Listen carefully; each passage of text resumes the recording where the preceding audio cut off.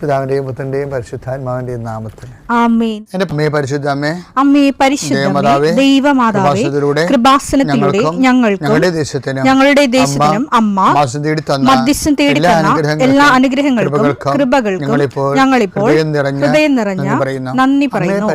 അമ്മേ പരിശുദ്ധമേ, ദൈവമാതാവേ, 2004 ഡിസംബർ 7 ഉച്ചകഴിഞ്ഞ് 2:30 കൃപാസനത്തിൽ സംഭവിച്ച അമ്മയുടെ പ്രത്യക്ഷപ്പെടലിനെ കുറിച്ച് തിരുസഭയ്ക്ക് സമർപ്പിച്ചിരിക്കുന്ന പഠനരേഖകളുടെ മേൽ സഭാത്മകമായ പഠനം ആരംഭിക്കുവാൻ ഞങ്ങൾ പ്രാർത്ഥിക്കുന്നു.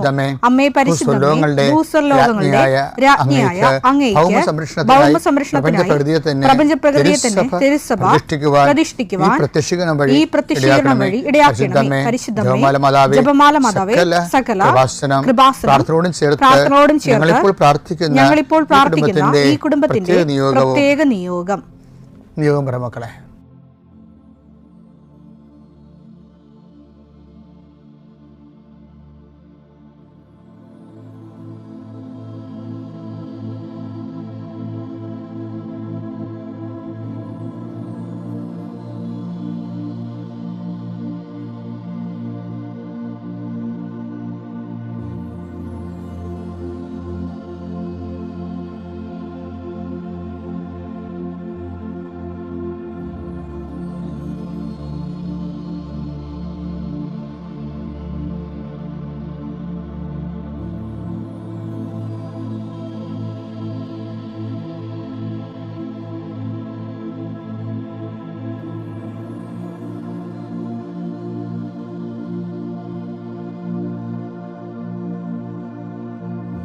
അമ്മയുടെ പ്രത്യക്ഷീകരണത്തിന്റെ ഈ അനുഗ്രഹവേളയിൽ ഞങ്ങൾക്ക് സാധിച്ചു തരുവാൻ കനിയണമേ. ആമേൻ. വിശ്വാസ പ്രമാണം. സർവശക്തനായ പിതാവും ആകാശത്തിന്റെയും ഭൂമിയുടെയും സൃഷ്ടാവുമായ ദൈവത്തിൽ ഞാൻ വിശ്വസിക്കുന്നു. അവിടുത്തെ ഏകപുത്രനും ഞങ്ങളുടെ കർത്താവുമായ ഈശോ മിശിഹായിലും ഞാൻ വിശ്വസിക്കുന്നു. ഈ പുത്രൻ പരിശുദ്ധാത്മാവിനാൽ ഗർഭസ്ഥനായി കന്യകാമറിയത്തിൽ നിന്ന് പിറന്ന് പൊന്തിയോസ് പിലാത്തോസിന്റെ കാലത്ത് പീഡകൾ സഹിച്ച് കുരിശിൽ തറയ്ക്കപ്പെട്ട് മരിച്ച് അടക്കപ്പെട്ട് പാതാളങ്ങളിൽ ഇറങ്ങി മരിച്ചവരുടെ ഇടയിൽ നിന്ന് 3-ാം നാൾ ഉയർത്ത് സ്വർഗത്തിലേക്ക് എഴുന്നള്ളി സർവശക്തിയുള്ള പിതാവായ ദൈവത്തിന്റെ വലതുഭാഗത്തിരിക്കുന്നു. അവിടെ നിന്ന് ജീവിക്കുന്നവരെയും മരിച്ചവരെയും വിധിക്കുവാൻ വരുമെന്നും ഞാൻ വിശ്വസിക്കുന്നു. പരിശുദ്ധാത്മാവിലും ഞാൻ വിശ്വസിക്കുന്നു. വിശുദ്ധ കത്തോലിക്കാ സഭയിലും പുണ്യവാന്മാരുടെ ഐക്യത്തിലും പാപങ്ങളുടെ മോചനത്തിലും ശരീരത്തിന്റെ ഉയർപ്പിലും നിത്യമായ ജീവിതത്തിലും ഞാൻ വിശ്വസിക്കുന്നു. ആമേൻ. ഞങ്ങളുടെ പിതാവേ, അങ്ങയുടെ നാമം പൂജിതമാകണമേ. അങ്ങയുടെ രാജ്യം വരണമേ. അങ്ങയുടെ തിരുമനസ് സ്വർഗത്തിലെ പോലെ ഭൂമിയിലും ആകണമേ. അന്നു വേണ്ടുന്ന ആഹാരം ഇന്ന് ഞങ്ങൾക്ക് തരണമേ. ഞങ്ങളോട് തെറ്റ് ചെയ്യുന്നവരോട് ഞങ്ങൾ ക്ഷമിക്കുന്നത് പോലെ ഞങ്ങളുടെ തെറ്റുകൾ ഞങ്ങളോടും ക്ഷമിക്കണമേ. ഞങ്ങളെ പ്രലോഭനത്തിൽ ഉൾപ്പെടുത്തരുതേ, തിന്മയിൽ ഞങ്ങൾ രക്ഷിക്കണമേ. ആമേൻ. കർത്താവ് അങ്ങയുടെ കൂടെ സ്ത്രീകളിൽ അങ്ങ് അനുഗ്രഹിക്കപ്പെട്ടവളാകുന്നു. അങ്ങയുടെ ഉദരത്തിൻ ഫലമായി ഈശോ അനുഗ്രഹിക്കപ്പെട്ടവനാകുന്നു. പരിശുദ്ധ മറിയമേ, തമ്പുരാന്റെ അമ്മേ, പാപികളായ ഞങ്ങൾക്ക് വേണ്ടി ഇപ്പോഴും ഞങ്ങളുടെ മരണസമയത്തും തമ്പുരാനോട് അപേക്ഷിക്കണമേ. ആമേൻ. കർത്താവേ, നിന്റെ ഉന്നതമായ നാമത്തിന് സ്തോത്രം ചെയ്യുന്നു. കർത്താവേ, നിന്റെ വിശുദ്ധ പൗരോഹിത്യത്തെ മഹത്വപ്പെടുത്തണമേ. കർത്താവെ, സഭയിലുള്ള സാന്നിധ്യം പ്രകടമാക്കണമേ. 40 വർഷം ഞാൻ അർപ്പിച്ച കൃപാനയുടെ യോഗ്യതയാൽ കൃപാസന അൾത്താറെ ജീവനോടെ പ്രത്യക്ഷപ്പെട്ട പരിശുദ്ധ അമ്മയുടെ മാധ്യസ്ഥത്തിലെ അങ്ങയുടെ മക്കൾക്ക് വേണ്ടി പ്രാർത്ഥിക്കുന്നു. പ്രത്യേകിച്ച് പ്രാർത്ഥനയിൽ തളർന്നു പോയവരെ, പ്രത്യേകിച്ച് പ്രാർത്ഥനയിലെ ബലം നഷ്ടപ്പെട്ടു പോയവർ, അവരുടെ ജീവിതത്തിന് സങ്കടങ്ങളും ദുരിതങ്ങളും കാരണം പ്രാർത്ഥിക്കാൻ പോലും മനസ്സ് തോന്നാത്തവർക്ക് ഈ പ്രാർത്ഥന കൊണ്ട് ഞാൻ നിന്നെ ആശീർവദിക്കുന്നു. നിൻ്റെ വഴികളിലെ ദേവതരെ ഈ ആശീർവാദ സമയം നിൻ്റെ നഷ്ടപ്രതീക്ഷകൾ പൂവണിയുകയും നീ വേണ്ടെന്ന് വെച്ച് അവസാനിപ്പിച്ച എല്ലാ കാര്യങ്ങളുടെ മേൽ കർത്താവ് പുതിയ മുളകൾ നിനക്ക് മുളപ്പിച്ചു തരികയും നീ നിന്നുപോയ കാര്യങ്ങൾ, നീ വേണ്ടെന്ന് വെച്ച് തള്ളിക്കളഞ്ഞ കാര്യങ്ങളുടെ മേൽ ദൈവം നിനക്ക് പുതിയ പ്രത്യാശ നൽകാൻ വേണ്ടി ഞാൻ ആശീർവദിക്കുന്നു. പിതാപുത്രനും പരിശുദ്ധാത്മാവിനെ നീക്കാമേ. എൻ്റെ പ്രിയപ്പെട്ട ഐസയായുടെ തിരുവചനങ്ങൾ 59:1. രക്ഷിക്കാൻ കഴിയാത്ത വിധം കർത്താവിന്റെ കരം കർത്താവിന്റെ കുറുകി പോയിട്ടില്ല. കേൾക്കാനാവാത്ത വിധം അവിടുത്തെ കാതുകൾക്ക് മാന്യം സംഭവിച്ചിട്ടില്ല. ഈ വചനം നമ്മൾ എപ്പോഴും കേൾക്കണ വചനമാണ്, പുതിയ വചനങ്ങളല്ല. പക്ഷെ ഈ ദിവസങ്ങളിൽ ഇത് വായിച്ചപ്പോൾ ദൈവത്തിൻ്റെ ഭാഗത്തു നിന്നായി വചനം വരുന്നത് അല്ലേ? ദൈവത്തിൻ്റെ ഭാഗത്ത് നിന്ന് ചിന്തിക്കുമ്പോൾ ദൈവത്തിൻ്റെ കരം രക്ഷിക്കാനാവാത്ത വിധം കുറുകിപ്പോയിട്ടില്ലെന്ന് പറയണം. ഇതിൻ്റെ ഈ വചനം ഒരു സിദ്ധാന്തമാണെങ്കിൽ, അല്ലെങ്കിൽ ഇതിൻ്റെ ഒരു പ്രയോഗത്തിൽ ഇതിൻ്റെ കേന്ദ്രമായിട്ട് മനുഷ്യൻ വന്നാൽ, അതായത് ഒരിക്കലും ദൈവത്തിനെ നിന്നെ രക്ഷിക്കാൻ പറ്റാത്ത വിധത്തിൽ നിൻ്റെ കണ്ടീഷൻ മോശമായി പോയിട്ടില്ല എന്ന് കൂടിയുണ്ട് അർത്ഥം. ഇപ്പോൾ ഇതൊക്കെ സാമ്പത്തികമായ കടങ്ങളുണ്ട്, അല്ലെങ്കിൽ കടുത്ത രോഗങ്ങളുണ്ടെന്ന് വിചാരിച്ചോ. പക്ഷെ നമ്മൾ ഉടമ്പടിയിലെ സാക്ഷ്യങ്ങൾ പരിശോധിക്കുമ്പോൾ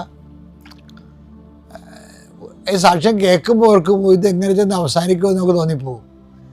പക്ഷേ ഏതവസ്ഥയിലും ദൈവത്തിന് വേണമെങ്കിൽ നിന്നെ രക്ഷിക്കാൻ പറ്റും. മനസ്സിലായില്ലേ? ഏതവസ്ഥയിലും ദൈവത്തിന് വേണമെങ്കിൽ നിന്നെ രക്ഷിക്കാൻ പറ്റും. പക്ഷേ ദൈവം അത് വേണമെന്ന് വെക്കണം, അതാണ് വിഷയം. ദൈവം അത് വേണമെന്ന് വെക്കണം. ദൈവം അത് വേണമെന്ന് വെക്കണമെങ്കിൽ എന്താണ്? നീ ദൈവത്തിരുസന്നിധിയിലെ ദൈവത്തിൻ്റെ ഒരു മനസ്സുണ്ട്. എന്താണ്? നീ ബഹുമാന്യനും പ്രിയങ്കരനുമാണ്. യെശയ്യാ 43:4. നീ എനിക്ക് വിലപ്പെട്ടവനും ബഹുമാന്യനും പ്രിയങ്കരനും ആയതുകൊണ്ട് നിനക്ക് പകരമായി മനുഷ്യരെയും നിന്റെ ജീവന് പകരമായി ജനതകളെയും ഞാൻ നൽകുന്നു. അതും ദൈവത്തിൻ്റെ ഭാഗത്തുനിന്നാണ് പറയണത്. ദൈവമാണ് പറയണത്, നീ എനിക്ക് അമൂല്യനും പ്രിയങ്കരനുമാണ്. പക്ഷെ ഇനി മനുഷ്യൻ്റെ ഭാഗത്തെന്ന് പറയുമ്പോൾ നമുക്കും തോന്നണം, എന്താണ്? ഞാൻ ദൈവത്തിൻ്റെ സന്നിധിയിൽ വിലമതിക്കാനാവാത്തതാണെന്ന്. അങ്ങനെ ദൈവത്തിൻ്റെ സന്നിധി വിലമതിക്കാനാവാത്തതാണ് ഞാൻ. വിലമതിക്കാനാവാത്ത ആളായിട്ട് മാറുമ്പോഴാണ് ഏതവസ്ഥയിലും ദൈവത്തിന് എന്നെ രക്ഷിക്കാൻ തോന്നുന്നത്. മനസ്സിലായില്ലേ? ഇപ്പോൾ രണ്ട് വചനങ്ങളും തമ്മിൽ ഇൻ്റർലിങ്ക്ഡാണ്. അപ്പോൾ ഏത് അവസ്ഥയിലും ദൈവത്തിന് വിലമതിക്കാനാവാത്തതായിട്ട് മാറണമെന്നുണ്ടെങ്കിൽ ദൈവ തിരുസന്നിധിയിൽ നമ്മുടെ ജീവിതം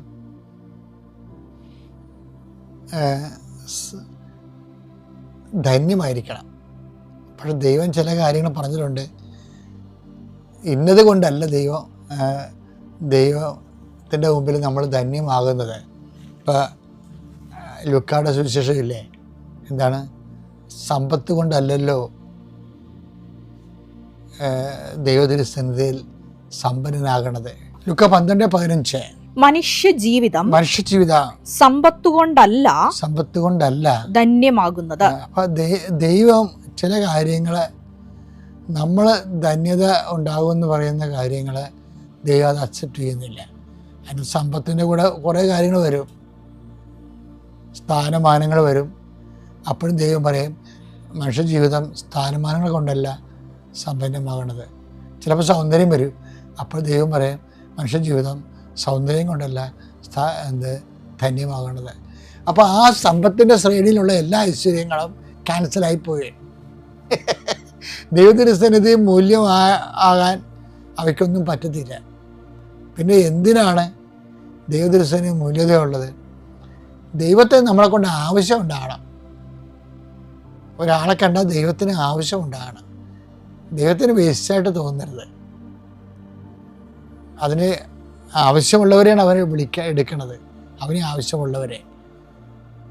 അത് യോഹന്നാൻ മർക്കോസിൻ്റെ സുവിശേഷത്തിൽ അത് പറയുന്നുണ്ട്. അവൻ തനിക്ക് ആവശ്യമുള്ളവർ എന്ന് വെച്ചാൽ ഇഷ്ടപ്പെട്ടവരെന്നാണ് കിടക്കണത്. ഇഷ്ടപ്പെട്ടത് വെറുതെ ചുമ്മാ ഇഷ്ടപ്പെട്ടതാണ്. ഒരു ആവശ്യത്തിന് വേണ്ടി അവരെ അയക്കാനാണ്. എന്തിനാണ്? അതല്ലേ മർക്കോസ് 3:13. പിന്നെ അവൻ മലമുകളിലേക്ക് കയറി തനിക്ക് ഇഷ്ടമുള്ളവരെ അടുത്തേക്ക് വിളിച്ചു. അതിന്റെ അർത്ഥം തനിക്ക് ആവശ്യമുള്ളവരെ എന്നാണ്. തനിക്ക് ആവശ്യമുള്ളവരെ. അപ്പൊ ദൈവത്തിന് ആവശ്യമുള്ള വ്യക്തിയായിട്ട് നമ്മൾ മാറണം. ആവശ്യമുള്ളവരെയാണ് അടുത്തേക്ക് വിളിക്കണത്. എന്താ കാര്യം? ആവശ്യം എന്താ? തന്നോട് കൂടെ ആയിരിക്കുന്നതിനും വിഷയം. ആവശ്യം എന്ന് പറഞ്ഞാൽ എന്താ? ദൈവത്തിന്റെ തന്നോട് കൂടെ ആയിരിക്കണം. പ്രസംഗിക്കാൻ അയക്കുന്നതിനും ആവശ്യത്തിനാണ് വിളിച്ചിരിക്കണത്. അപ്പൊ തന്നെ ഇഷ്ടപ്പെടുകയല്ല പ്രശ്നം. തനിക്ക് ആവശ്യമുള്ളവരെ തന്റെ അടുത്തേക്ക് വിളിച്ചെന്നാണ് അടുത്ത വചനം വായിക്കുമ്പോൾ മനസ്സിലാകണത്. കാര്യം എന്താ? ഇഷ്ടപ്പെട്ടിട്ട് പ്രത്യേകം നോക്കിക്കൊണ്ടിരിക്കാൻ വിളിച്ചതല്ല. ഒന്ന് തൻ്റെ കൂടെ ആയിരിക്കണം. തൻ്റെ കൂടെ ആയിരിക്കണം വെച്ചാൽ നിസ്സാരമല്ല. മനസ്സുകൊണ്ട് കർത്താവിൻ്റെ കൂടെ ആയിരിക്കണം. അത് പ്രധാനപ്പെട്ട കാര്യമാണ്. ഇപ്പം മനസ്സുകൊണ്ട് നമുക്ക് പൗരോഹിത്യം കിട്ടി. എൻ്റെ പൗരോഹിത്യം ഇന്നലെ 40 വർഷം തികഞ്ഞ്. മനസ്സുകൊണ്ട് എനിക്ക് വേണമെങ്കിൽ ഇവിടെ നിൽക്കാൻ പറ്റും. പക്ഷേ മനസ്സുകൊണ്ട് എനിക്ക് വേണമെങ്കിൽ വേറെ എന്തെങ്കിലും ഉദ്ദേശത്തോടുകൂടി പൗരോഹിത്യത്തെ നോക്കിക്കാണാം. അപ്പോൾ നമ്മൾ യേശുവിൻ്റെ കൂടെ അല്ല. ശരിക്കും പറഞ്ഞാൽ നമ്മളുടെ ചില ഗൂഢലക്ഷ്യങ്ങളുടെ കൂടെ ആയിരിക്കും നമ്മൾ. അപ്പം അതാണ് തന്നോട് കൂടി ആയിരിക്കുക എന്ന് പറയുന്ന കാര്യം. പലരെയും നമ്മൾ നോക്കുമ്പോൾ മനുഷ്യന്മാരെ പലപ്പോഴും ദൈവത്തിൻ്റെ ആൾക്കാർ പോലും ദൈവത്തിൻ്റെ കൂടെ അല്ല ശരിക്കും. അതുകൊണ്ട് നല്ല പൊളിറ്റിക്സൊക്കെ സഭയിൽ വരണത്. ചില സമയത്തൊക്കെ എങ്കിലും പൊളിറ്റിക്സ് വരുന്നില്ലേ? അപ്പോൾ അതിന് അവർക്ക് അവരുടെ സ്ഥാനമാനങ്ങൾ ഉറപ്പിക്കുന്നതിന് വേണ്ടിയുള്ള കളികളിലാണ് ഇവർ നിൽക്കുന്നത്. അത് എല്ലാ മേഖലകളിലും വരും. അപ്പോൾ തന്നോടുകൂടി ആയിരിക്കുക എന്നുള്ളത് ഒരു വിളിയേക്കാളും ഒരു വെല്ലുവിളിയാണ് ആയിട്ട് വരും. ഒരു വെല്ലുവിളിയാണ്. അപ്പോൾ അത് നമ്മൾ എപ്പോഴും നോക്കണം. അതായത് യേശുവിൻ്റെ കൂടെയാണെങ്കിൽ യേശു ആയിരിക്കണം അതിൻ്റെ അകത്ത് പ്രധാനമായിട്ട് വരണത്. പിന്നെന്താ രണ്ടാമത്തെ കാര്യം? തന്നോട് ആയിരിക്കാനും പിന്നെ പ്രസംഗിക്കാൻ അയക്കാനും. കാരണം സുവിശേഷം കൈമാറാൻ വേണ്ടിയാണ്. അപ്പോൾ ഈ 2 കാര്യങ്ങളുള്ളപ്പോൾ ആൾക്കാരാണ് ദൈവതിരുസന്നിധിയിൽ മൂല്യതയുള്ള. ഇവരാണ് പ്രിയങ്കരനായിട്ട് വരണത്. അപ്പോൾ അതുകൊണ്ട് തന്നെ ഇവർ വീണുപോയ രക്ഷിക്കാനാവാത്ത വിധം ദൈവത്തിൻ്റെ കാര്യങ്ങളെ കുറിയെ പോയിട്ടില്ല.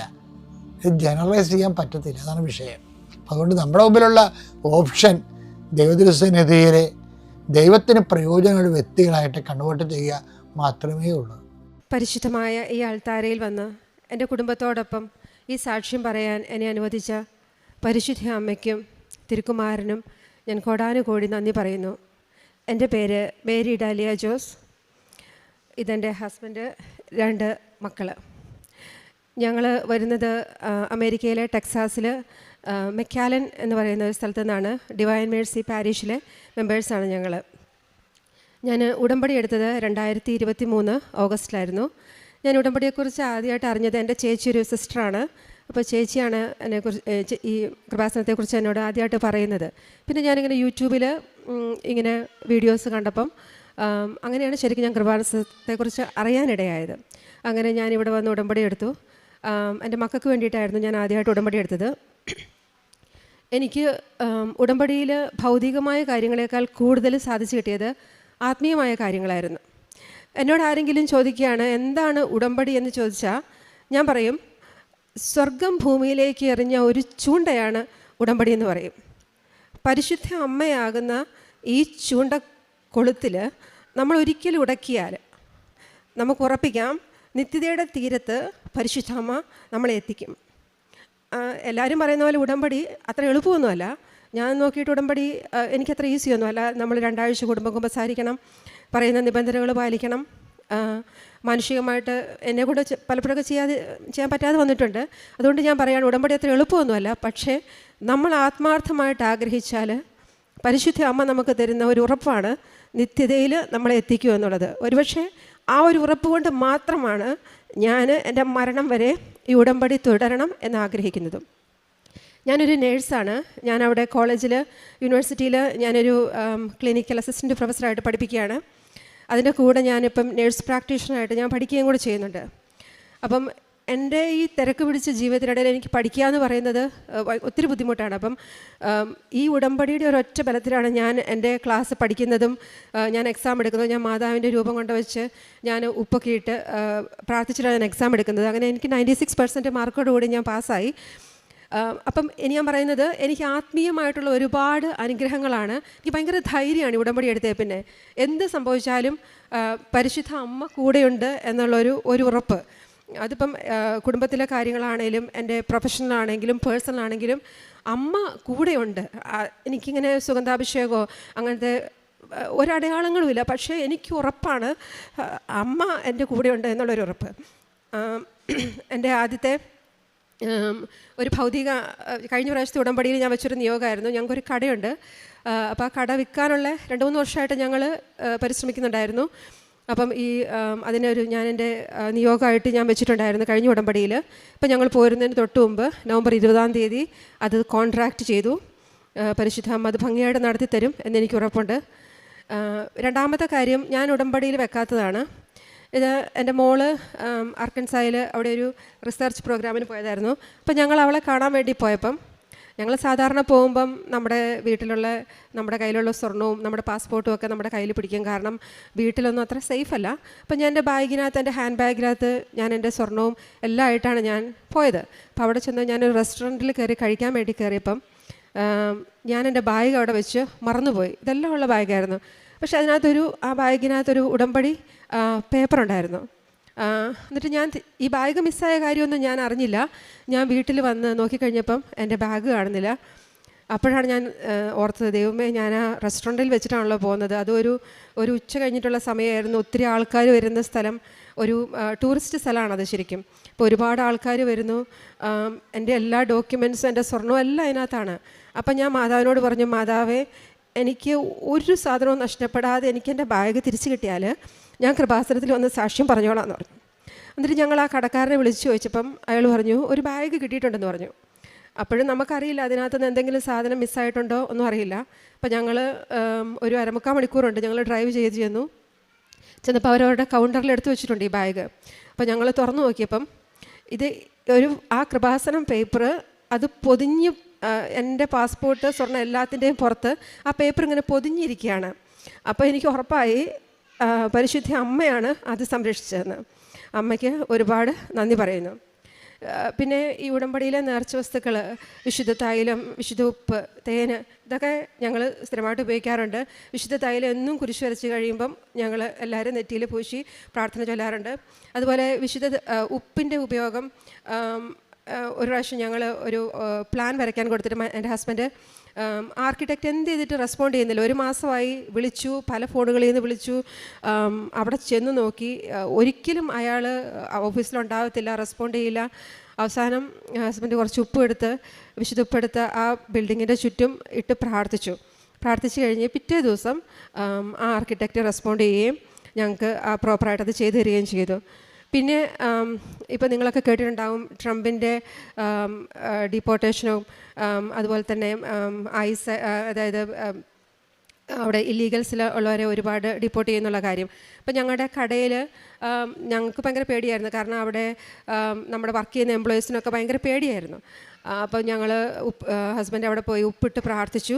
പക്ഷേ ഒരു വിധത്തിലുള്ള ബുദ്ധിമുട്ടുകളും ഇതുമായിട്ട് ഞങ്ങളുടെ കടയ്ക്കുണ്ടാകരുതെന്ന് പ്രാർത്ഥിച്ചിട്ട് ഞങ്ങളുടെ അടുത്ത കടകളിൽ വരെ അവർ വന്നു, ഡിപ്പോർട്ട് ചെയ്യാനൊക്കെ വന്നു. പക്ഷേ ഞങ്ങളുടെ കടയിലോട്ട് മാത്രം വന്നില്ല. പരിശുദ്ധ അമ്മയുടെ പ്രത്യേകമായ സംരക്ഷണമായിരുന്നു അതെന്ന് ഞാൻ പൂർണ്ണമായിട്ട് വിശ്വസിക്കുകയാണ്. പിന്നെ ഞാൻ കോളേജിൽ പഠിപ്പിക്കുമ്പം നിങ്ങൾക്കറിയാം, ഇന്നത്തെ കാലത്ത് ഈ പിള്ളേരൊക്കെ ടെക്നോളജിക്ക് ഒരുപാട് യൂസ് ചെയ്യുന്നതാണ്. അപ്പോൾ ഞാനൊരു മലയാളം മീഡിയത്തിൽ പഠിച്ച് നാട്ടിൽ നിന്ന് സാധാരണ ഒരു മലയാളം മീഡിയത്തിൽ പഠിച്ച ഒരാളാണ്. അപ്പോൾ അവിടുത്തെ ഒരു യൂണിവേഴ്സിറ്റിയിലും അതും നേഴ്സിംഗ് പിള്ളേരെന്ന് പറഞ്ഞാൽ ഞാൻ പഠിപ്പിക്കുന്ന 2nd ഡിഗ്രിയാണ്. അതായത് ഓൾറെഡി ഒരു ഡിഗ്രി ഉള്ള ഒരു ഗ്രൂപ്പ് ഓഫ് പിള്ളേരെയാണ് ഞാൻ പഠിപ്പിക്കുന്നത്. അപ്പം അവരൊന്നുകിൽ പ്രൊഫഷണൽസാണ്, ടീച്ചേഴ്സ് ആവാം, അല്ലെങ്കിൽ ഇങ്ങനെ ആംബുലൻസ് സർവീസിൽ വർക്ക് ചെയ്യുന്നവർ, അങ്ങനെ ഡിഫറെൻറ്റ് ഡിപ്പാർട്ട്മെൻറ്റിൽ നിന്ന് വരുന്ന ആൾക്കാരാണ്. അപ്പം എനിക്ക് ഭയങ്കര പേടിയായിരുന്നു പഠിപ്പിക്കാനൊക്കെ കയറിയപ്പം. എൻ്റെ നോളജ് എന്ന് പറയുന്നത് വളരെ ലിമിറ്റഡാണ്. പക്ഷേ ഞാൻ കണ്ടൊരു കാര്യം, ഞാൻ ക്ലാസ് എടുക്കുന്നതിന് തൊട്ട് മുമ്പ് 4 മണിക്കൂർ ക്ലാസ് എടുക്കണം എല്ലാ ചൊവ്വാഴ്ചയും. പിന്നെ ക്ലിനിക്കിൽ പിള്ളേരെ കൊണ്ടുപോകണം. അപ്പോൾ ഞാൻ കൊന്ത ചൊല്ലിയിട്ട് പോവും, പറ്റുന്നിടത്തോളം ദിവസം കേട്ടോ, എല്ലാ ദിവസവും അല്ല. അതുപോലെ പ്രാർത്ഥിച്ചെന്നും കൊന്ത കൈ പിടിക്കും. ഞാൻ എൻ്റെ കയ്യിൽ എപ്പോഴും ഒരു കൊന്ത ഉണ്ടായിരിക്കും ഞാൻ ക്ലാസ് എടുക്കുമ്പം. ഈ പിള്ളേരെന്നോട് അവരുടെ മുമ്പിൽ അവർ കമ്പ്യൂട്ടർ തുറന്നു വെച്ചിട്ടാണ് അവർ നമ്മുടെ ക്ലാസ് എടുക്കുമ്പോൾ ഒക്കെ നോക്കുന്നത്. അപ്പം നമ്മൾ പറയുമ്പോൾ തന്നെ അവർ ഒന്നുകിൽ ഗൂഗിളിൽ സെർച്ച് ചെയ്തുകൊണ്ടിരിക്കും നമ്മൾ പറയുന്നത് ശരിയാണോ അല്ലയോ എന്ന്, എന്നിട്ട് ചോദ്യം ചോദിക്കും. അപ്പം നഴ്സിംഗ് എന്ന് പറയുന്നത് ഒത്തിരി വാസ്റ്റായിട്ടുള്ള ഫീൽഡല്ലേ. അപ്പം ചോദ്യം ചോദിക്കുമ്പോൾ ഒക്കെ ഞാൻ ശ്രദ്ധിച്ചൊരു കാര്യം, എനിക്കറിയത്തില്ലാത്ത കാര്യം ഞാൻ വായിച്ചിട്ട് പോലുമില്ല, പക്ഷേ എൻ്റെ നാവിൻ തുമ്പിലോട്ട് അതിൻ്റെ ഉത്തരം ഒന്നുകിൽ അതിന് തൊട്ട് മുമ്പ് ഞാൻ പറഞ്ഞൊരു കാര്യമായിരിക്കാം, അല്ലെങ്കിൽ അത് ഞാൻ പറയാൻ പോകുന്ന കാര്യമായിരിക്കാം, എൻ്റെ നാവിൻ തുമ്പിലോട്ട് അതിൻ്റെ ഉത്തരം എനിക്ക് കിട്ടും. അപ്പം പിള്ളേരൊക്കെ എന്നോട് പറയും, ഓ മിസ്സിനെല്ലാം അറിയാലോ എന്നൊക്കെ പറയുമ്പോൾ ഞാൻ പറയും, ഇത് ഞാനല്ല, ഇതിൻ്റെ ക്രെഡിറ്റ് മുഴുവൻ പരിശുദ്ധ അമ്മയ്ക്കും ഈശോയ്ക്കുമാണ്. കാരണം ഞാൻ എൻ്റെ കൊന്ത അവരെ കാണിച്ചിട്ട് ഞാൻ പറയും, ഞാൻ പ്രാർത്ഥിക്കും, ജപമാല ചൊല്ലുന്നതുകൊണ്ടാണ് എന്ന് ഞാൻ പറയും. അതുപോലെ പിള്ളേരുടെ എക്സാമിനൊക്കെ വരുമ്പം ഞാൻ എക്സാമിന് മുമ്പ് ഞാൻ പബ്ലിക്കായിട്ട് പ്രാർത്ഥിക്കും അവർക്ക് വേണ്ടിയിട്ട്. അപ്പം ആദ്യമൊക്കെ അവർക്ക് ഇത്തിരി ബുദ്ധിമുട്ടായിരുന്നു, പക്ഷേ പിന്നെ അവർ എന്നോട് ചോദിക്കും, മിസ്സേ പ്രാർത്ഥിക്കാൻ മറക്കല്ലോ കേട്ടോ എന്ന് എന്നോട് ഇങ്ങോട്ട് പറയും. അതുപോലെ അപ്പം എനിക്ക് ഒരുപാട് പ്രേക്ഷിത പ്രവർത്തനമൊന്നും അങ്ങനെ ചെയ്യാൻ പറ്റിയില്ലെങ്കിൽ പോലും ഞാൻ ചെയ്യുന്ന കോളേജിലാണ് ഞാൻ കൂടുതൽ അങ്ങനെ ചെയ്യാറ്. അതുപോലെ ഞാൻ പിള്ളേരെയും കൊണ്ട് ഹോസ്പിറ്റലിൽ പോകുമ്പം, അതുപോലെ തന്നെ കോളേജിലും എനിക്ക് നമ്മൾ വൈറ്റ് കോട്ട് ഇട്ടിട്ടല്ലേ പോകുന്നത്. അപ്പോൾ ഈ കോട്ടിൻ്റെ പുറകിൽ ഞാൻ ഉടമ്പടി വചനമായ എഫേഷ്യൻസ് 2:8-9 ഞാൻ ആ വചനം ഞാൻ എംബ്രോയ്ഡറി ചെയ്ത് വെച്ചിട്ടുണ്ട്. അപ്പോൾ ഞാനിത് ഇട്ടുകൊണ്ട് പോകുമ്പം what I miss the gift of God, അത് it's not my merit but the grace of God. അത് വായിക്കുമ്പം ഒരു ദിവസം ഒരു 2-3 പേര് എന്നോട് പറയും, നന്നായിട്ടുണ്ട് നീ എഴുതിയത്, you are too bold to do that എന്നൊക്കെ പറയും. അപ്പോൾ എനിക്കത് കേൾക്കുമ്പോൾ ഭയങ്കര പ്രൗഡാണ്. കാരണം വചനം എന്നെക്കൊണ്ട് ചിലപ്പം പറയാൻ പറ്റിയില്ലെങ്കിൽ പോലും എൻ്റെ ദേഹത്തുള്ള എഴുതുന്നതിൽ നിന്ന് ആൾക്കാരത് കണ്ട് വായിക്കാറുണ്ട്. പിന്നെ ഞാൻ പേഷ്യൻസിൻ്റെയൊക്കെ അടുത്ത് ചെല്ലുമ്പോൾ ഞാൻ പറയും, ഞാനൊരു മരിയൻ മിഷണറിയാണ്. അതൊരിക്കൽ ഞാൻ കേട്ട ഒരു സാക്ഷ്യത്തിൽ നിന്നാണ്. ആ ചേച്ചി പറഞ്ഞു, ചേച്ചി ഇൻട്രൊഡ്യൂസ് ചെയ്യുന്നത് ഒരു മരിയൻ മിഷണറിയാണെന്ന്. അപ്പം എനിക്കും ഞാൻ അങ്ങനെ പറഞ്ഞാണ് ഞാൻ ഇൻട്രൊഡ്യൂസ് ചെയ്യാറ്. അതുപോലെ ഹോസ്പിറ്റലൊക്കെ ഞാൻ പണ്ട് ചെയ്തുകൊണ്ടിരുന്ന ഹോസ്പിറ്റലിൽ രാത്രിയിൽ എൻ്റെ കൂടെയുള്ളൊരു ചേച്ചിയായിട്ട് പോയിട്ട് ഞങ്ങൾ പേഷ്യൻസിനെ കുളിപ്പിക്കാനൊക്കെ കൂടും. എന്നെക്കൊണ്ട് പറ്റുന്നത് പോലെ ഞാൻ ചെയ്യും. അതുപോലെ സ്പാനിഷും ഇംഗ്ലീഷ് പേപ്പറും വാങ്ങിച്ചുകൊണ്ട് പോയിട്ട് ഞാൻ നമ്മുടെ ഗ്യാസ് സ്റ്റേഷനുകളിൽ, അതുപോലെ കോളേജിൽ എൻ്റെ പിള്ളേർ എൻ്റെ അടുത്ത് വന്ന് എക്സാമൊക്കെ റിവ്യൂ ചെയ്യാൻ വരുമ്പം അവർക്ക് ഞാൻ പേപ്പർ കൊടുക്കും. അതുപോലെ മാതാവിൻ്റെ രൂപം ഞാൻ പ്രിൻ്റ് ഔട്ട് എടുത്തിട്ട് കൊന്തയും വാങ്ങി കൊന്ത വെഞ്ചിരിച്ച് ഇതെല്ലാം ഞാൻ അവർക്ക് കൊടുക്കും. അപ്പോൾ അവരെനിക്ക് എൻഡ് ഓഫ് ദ സെമസ്റ്ററിൽ അവരെനിക്ക് ഗിഫ്റ്റായിട്ട് തരുന്നത് മിക്കവാറും മാതാവിൻ്റെ സ്റ്റാച്യുവോ അല്ലെങ്കിൽ കുരിശോ അങ്ങനെയുള്ള എന്തെങ്കിലും സാധനം. കാരണം അവർക്കറിയാം ഞാൻ ഏറ്റവും ഇഷ്ടപ്പെടുന്നതും ഞാൻ അവരോട് പറയുന്നതും അതാണെന്ന്. പിന്നെ കാരുണ്യപ്രവർത്തികളായിട്ട് പിന്നെ ഞാൻ ചെയ്യുന്നത് നാട്ടിൽ പിള്ളേരെ പഠിപ്പിക്കും. പിന്നെ ഇങ്ങനെ മദർ തെരേസ ഹോമിൽ പൈസ കൊടുക്കുക അവർക്ക് ഫുഡ് വാങ്ങിക്കാനൊക്കെ ആയിട്ട്. അങ്ങനെ എന്നെക്കൊണ്ട് എൻ്റെ മുമ്പിൽ വരുന്ന ആരെയും ഞാൻ നിരാശപ്പെടുത്താറില്ല. എൻ്റെ കഴിവിൻ്റെ പരമാവധി ഞാൻ ചെയ്യാറുണ്ട്. അതുപോലെ എൻ്റെ ആത്മീയമായ ജീവിതത്തിൽ എല്ലാ ദിവസവും ഞാൻ ഇപ്പം എന്നെക്കൊണ്ട് പറ്റുന്ന എല്ലാ ദിവസങ്ങളിലും കഴിവതും ഞാൻ മുടക്കാറില്ല. പരിശുദ്ധ കുർബാനയ്ക്ക് പോകും. അത് എത്ര ബുദ്ധിമുട്ടാണെങ്കിലും മടുത്തിട്ടാണെങ്കിലും ഞാൻ പോകാറുണ്ട്. പിന്നെ എല്ലാ ദിവസവും സന്ധ്യാപ്രാർത്ഥന ഒരിക്കലും മുടക്കാറില്ല. കഴിവതും 99% പ്രാർത്ഥന ചൊല്ലും. അതുപോലെ അരമണിക്കൂർ ബൈബിൾ വായന. ചിലപ്പോൾ ഒക്കെ മുടങ്ങിപ്പോയിട്ടുണ്ട്, കുറച്ച് സമയം കുറഞ്ഞു പോയിട്ടുണ്ട്. പക്ഷേ എൻ്റെ കഴിവിൻ്റെ പരമാവധി ഞാനെല്ലാം ചെയ്തിട്ടുണ്ട്. അതുപോലെ തന്നെ മക്കളാണെങ്കിലും ഹസ്ബൻഡാണെങ്കിലും മോനിന്ന് ഉടമ്പടി എടുത്തു.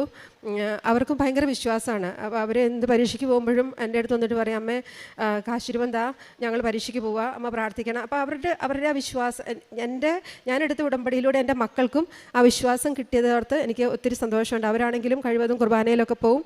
ഹസ്ബൻഡാണെങ്കിലും ഞങ്ങൾ കുടുംബത്തോടു കൂടി ആത്മീയമായിട്ട് പണ്ടുള്ളതിലും ഒരുപാട് മാറ്റം ഞങ്ങൾക്ക് വന്നു. മരണം വരെ ഞങ്ങളെല്ലാവരും ഉടമ്പടി എടുക്കണമെന്നാണ് എൻ്റെ ആഗ്രഹം. ഉടമ്പടിയിൽ മരണം വരെ ജീവിക്കണമെന്നാണ് എൻ്റെ ആഗ്രഹം. ഈ അനുഗ്രഹങ്ങൾ തന്ന പരിശുദ്ധ അമ്മയ്ക്കും തിരുക്കുമാരനും ഞാൻ കോടാനുകോടി നന്ദി പറയുന്നു. ഇവിടുത്തെ പരിശുദ്ധ മാതാവ് വഴി ഞങ്ങൾക്ക് ലഭിച്ച എല്ലാ അനുഗ്രഹങ്ങൾക്കും കോടാനുകോടി നന്ദി ഞാൻ ഈ അൾത്താരയിൽ സമർപ്പിക്കുന്നു. I'm very grateful for the opportunity to come here and to say thank you. ഭയപ്പെടേണ്ട, ഞാൻ നിന്നോട് കൂടെയുണ്ട്. സംഭ്രമിക്കേണ്ട, ഞാനാണ് നിൻ്റെ ദൈവം. ഞാൻ നിന്നെ ശക്തിപ്പെടുത്തുകയും സഹായിക്കുകയും ചെയ്യും. എൻ്റെ വിജയകരമായ വലതുകൈ കൊണ്ട് ഞാൻ നിന്നെ താങ്ങി നിർത്തും. ഐസയ 41:10. നമ്മുടെ ജീവിത സാഹചര്യങ്ങൾ എന്തു തന്നെ ആയാലും, എത്ര ബുദ്ധിമുട്ടുന്ന സാഹചര്യമായാലും പേടിക്കേണ്ട ഒരാവശ്യമില്ല ഉടമ്പടി മക്കൾക്ക്. ഉറപ്പ് നൽകുന്ന ഒരു വചനമാണ് ഐസയ 41:10. ഈശോയും അമ്മയും നമ്മുടെ കൂടെയുണ്ട്, നമ്മൾ ഒറ്റയ്ക്കല്ല. ദൈവത്തിൻ്റെ സാന്നിധ്യം എപ്പോഴും നമ്മുടെ കൂടെയുള്ളതുകൊണ്ട് അതാണ് ഉടമ്പടി മക്കളുടെ ധൈര്യം. മേരി ഡാലിയ ജോസ് എന്ന മകളുടെ ഉടമ്പടി സാക്ഷ്യത്തിൽ നിന്ന് നമുക്ക് കാണുവാൻ സാധിക്കുന്നതും അതുതന്നെയാണ്. ദൈവം നമ്മുടെ രക്ഷകനും കാത്തുപരിപാലിക്കുന്നവനുമാണ്. അതിനാൽ ആശങ്കപ്പെടാതെ, ഭയപ്പെടാതെ നമ്മുടെ മെറിറ്റ് പോകുമ്പോൾ നമ്മൾക്കൊരു പുതിയ ശക്തി നൽകി ഉടമ്പടി ജീവിതത്തിൽ മുന്നോട്ട് പോകുവാൻ സാധിക്കും. ഈ മകൾ നിയോഗമായി സമർപ്പിച്ചത് ഉടമ്പടിയിൽ 3 വർഷം സ്ഥലം വിൽക്കാതിരുന്നത് സാഹചര്യമായിരുന്നു. സമയച്ചുരുക്കത്തിൻ്റെ അമ്മ ഉടമ്പടി എടുത്തപ്പോഴേ അവരുടെ കാര്യങ്ങൾ സാധിച്ചു നൽകി. പിന്നീടുണ്ടായിരുന്നത് ബാഗ് മിസ്സായി പോയത്, അതും മാതാവിൻ്റെ സംരക്ഷണത്തിൽ മാതാവിൻ്റെ കൃപാസനം പത്രത്തിൽ പൊതിഞ്ഞു വെച്ചിരുന്ന സ്വർണമായിരുന്നു. ഈശോയും അമ്മയും കാത്തുപരിപാലിക്കുന്ന, കൂടെ നടക്കുന്ന, മക്കളെ സംരക്ഷിക്കുന്ന ഒരു വലിയൊരു സാക്ഷ്യമാണിത്. പിന്നീടുണ്ടായിരുന്നത് USA റെയ്ഡ് ഫോർ ഇല്ലീഗൽസ്, അതിൻ്റെ ട്രംപിൻ്റെ ഇമിഗ്രേഷൻ്റെ ഭാഗമായിട്ട് വന്ന പ്രോബ്ലംസ്. സ്വന്തം കടയുടെ അടുത്ത് വരെ അവർ വന്ന് റെയ്ഡ് നടത്തി. ഇവരുടെ കടയിൽ ഇവർ ഉടമ്പടി വസ്തുക്കളായ ഉപ്പ് ഉപയോഗിച്ച് പ്രാർത്ഥിച്ചു. ഈശോയും അമ്മയും അവിടെയും അവരെ സംരക്ഷിച്ചു. ഓരോ പ്രാവശ്യവും ഇവർ ഉടമ്പടി വസ്തുക്കൾ മുടങ്ങാതെ, മറക്കാതെ ഉപയോഗിക്കുന്നത് നമ്മളുടെ ഇവരുടെ ജീവിതത്തിൽ കാണുവാൻ സാധിക്കും. ആർക്കിടെക്റ്റ് ഉടമ്പടി റെസ്പോണ്ട് ചെയ്തിരുന്നപ്പോഴും ഉടമ്പടി വസ്തുക്കളായ ഉപ്പ് കയ്യിൽ പിടിച്ചുകൊണ്ടാണ് കാണുവാൻ പോയത്. അക്കാര്യം നടത്തിക്കൊടുത്തു. പ്രൊഫഷണലായിട്ട് ഒരു പ്രൊഫഷണൽ നഴ്സിംഗ് അസിസ്റ്റൻ്റായിട്ട് ജോലി ചെയ്യുമ്പോഴും അവിടെ കുട്ടികളുടെ കൂടെ സംസാരിക്കുമ്പോഴും അവർക്കും ദൈവവചനം കൊടുക്കാൻ, ഷെയർ ചെയ്യാൻ ഈ മകൾ മറന്നില്ല. Not by merit but by grace എന്ന പൂർണ്ണ വിശ്വാസവും ഉള്ള ഈ മകൾ മറ്റുള്ളവർക്കും ആ വിശ്വാസം പകർന്നു കൊടുക്കുവാനായി വളരെ ശ്രദ്ധിച്ചു. ഈ മകൾ പറഞ്ഞതുപോലെ ഉടമ്പടി എടുക്കുന്ന മക്കൾക്ക് നിത്യതയിലെത്തുന്ന ഒരു ജീവിതമാണ് ഉടമ്പടി. സ്വർഗത്തിൽ നിന്ന് ഭൂമിയിലേക്കുള്ള ഒരു ചൂണ്ട പോലെ നമുക്കും നമ്മുടെ ഉടമ്പടി ജീവിതത്തിൽ ദൈവത്തിൻ്റെ കരം പിടിച്ച് നമ്മുടെ ഉടമ്പടി ജീവിതം നയിക്കാം. ദൈവത്തിൻ്റെ ശക്തിയുള്ള കരങ്ങൾ നമ്മളെ വീഴ്ചയിൽ നിന്നും രക്ഷിച്ച് നിലനിർത്തട്ടെ. ഭയമില്ലാതെ ദൈവസന്നിധിയിൽ നമുക്ക് ഉറച്ചു വിശ്വസിച്ച് ഉടമ്പടി ജീവിതം മുന്നോട്ട് നയിക്കാം. മേരി ഡാലിയ ജോസിനും കുടുംബത്തിനും ലഭിച്ച എല്ലാ അനുഗ്രഹങ്ങൾക്കും കൃപകൾക്കും നമ്മൾക്ക് ഈശോയ്ക്ക് നന്ദി പറയാം. ഈ മകൾ വിശ്വാസം മക്കൾക്കായിട്ട് പകർന്നു കൊടുക്കുന്നതാണ് ഈ മകൻ്റെ ഉടമ്പടി എന്ന്. ഇവർ പോകുന്നതിന് മുമ്പ് മകനും വന്ന് തീർത്ഥാടന ഉടമ്പടി എടുത്ത് മക്കളിലൂടെ ആ വിശ്വാസം മുന്നോട്ട് നയിക്കാനാണ് ഈ കുടുംബം ശ്രമിക്കുന്നത്. നമുക്ക് നമ്മുടെ വരും തലമുറകളെ ഉടമ്പടി ജീവിതത്തിൽ നയിച്ച് ഈശോയോട് ചേർന്ന് നിന്ന് മുന്നോട്ട് പോകുവാൻ നമുക്കും പ്രാർത്ഥിക്കാം. ഇവർക്ക് ലഭിച്ച എല്ലാ അനുഗ്രഹങ്ങൾക്കും നമുക്ക് കരങ്ങളടിച്ച് ദൈവത്തെ മഹത്വപ്പെടുത്താം. യേശുവേ നന്ദി, യേശുവേ സ്തുതി. തിരുക്കുമാരനും കോടാനുകോടി നന്ദി. എൻ്റെ പേര് ത്രേസ്യാമ്മ ആൻ്റണി. ഞാൻ ആലപ്പുഴ ജില്ലയിലെ എടത്വ പാണ്ടി ഫാത്തിമ മാതാ ഇടവകയിൽ നിന്നാണ് വരുന്നത്. ഞാൻ 2022 മെയ് 10 കൃപാസനത്തിൽ വന്ന് ഉടമ്പടി എടുത്തത്. ഉടമ്പടി എടുത്തതിന് ശേഷം പരിശുദ്ധ അമ്മയും തിരുക്കുമാരനും എൻ്റെ ജീവിതത്തിൽ ഒരുപാട് അനുഗ്രഹങ്ങൾ തന്നിട്ടുണ്ട്. ഞാൻ സാധാരണ ഒരു സ്റ്റുഡൻ്റ് ആയിരുന്നു. എല്ലാ കുട്ടികളെയും പോലെ തന്നെ എല്ലാ ക്ലാസ്സിലും പാസ്സായി പോകുന്ന ഒരു സ്റ്റുഡൻ്റ് ആയിരുന്നു. അങ്ങനെ +2 ഞാൻ അങ്ങനെ പാസ്സായി പോയതിന് ശേഷം ഞാൻ നേഴ്സിങ്ങിന് പോയി first year, second year, third year അങ്ങനെ തന്നെ പാസ്സായിപ്പോയി. വല്ല മാർക്കൊന്നും ഇല്ലായിരുന്നു, ജസ്റ്റ് പാസ്സായിപ്പോയി. അതിനുശേഷം 2022 മെയ് 10 ഞാൻ തേർഡ് ഇയർ പഠിച്ചു കഴിഞ്ഞിട്ട് ഞാൻ ഇവിടെ എത്തി ഉടമ്പടി എടുത്തതിന് ശേഷം ഞാൻ എൻ്റെ ജീവിതത്തിൽ എല്ലാ കാര്യങ്ങളിലും പരിശുദ്ധ അമ്മേനെയും തിരുക്കുമാരനെയും കൂട്ടുപിടിക്കുമായിരുന്നു.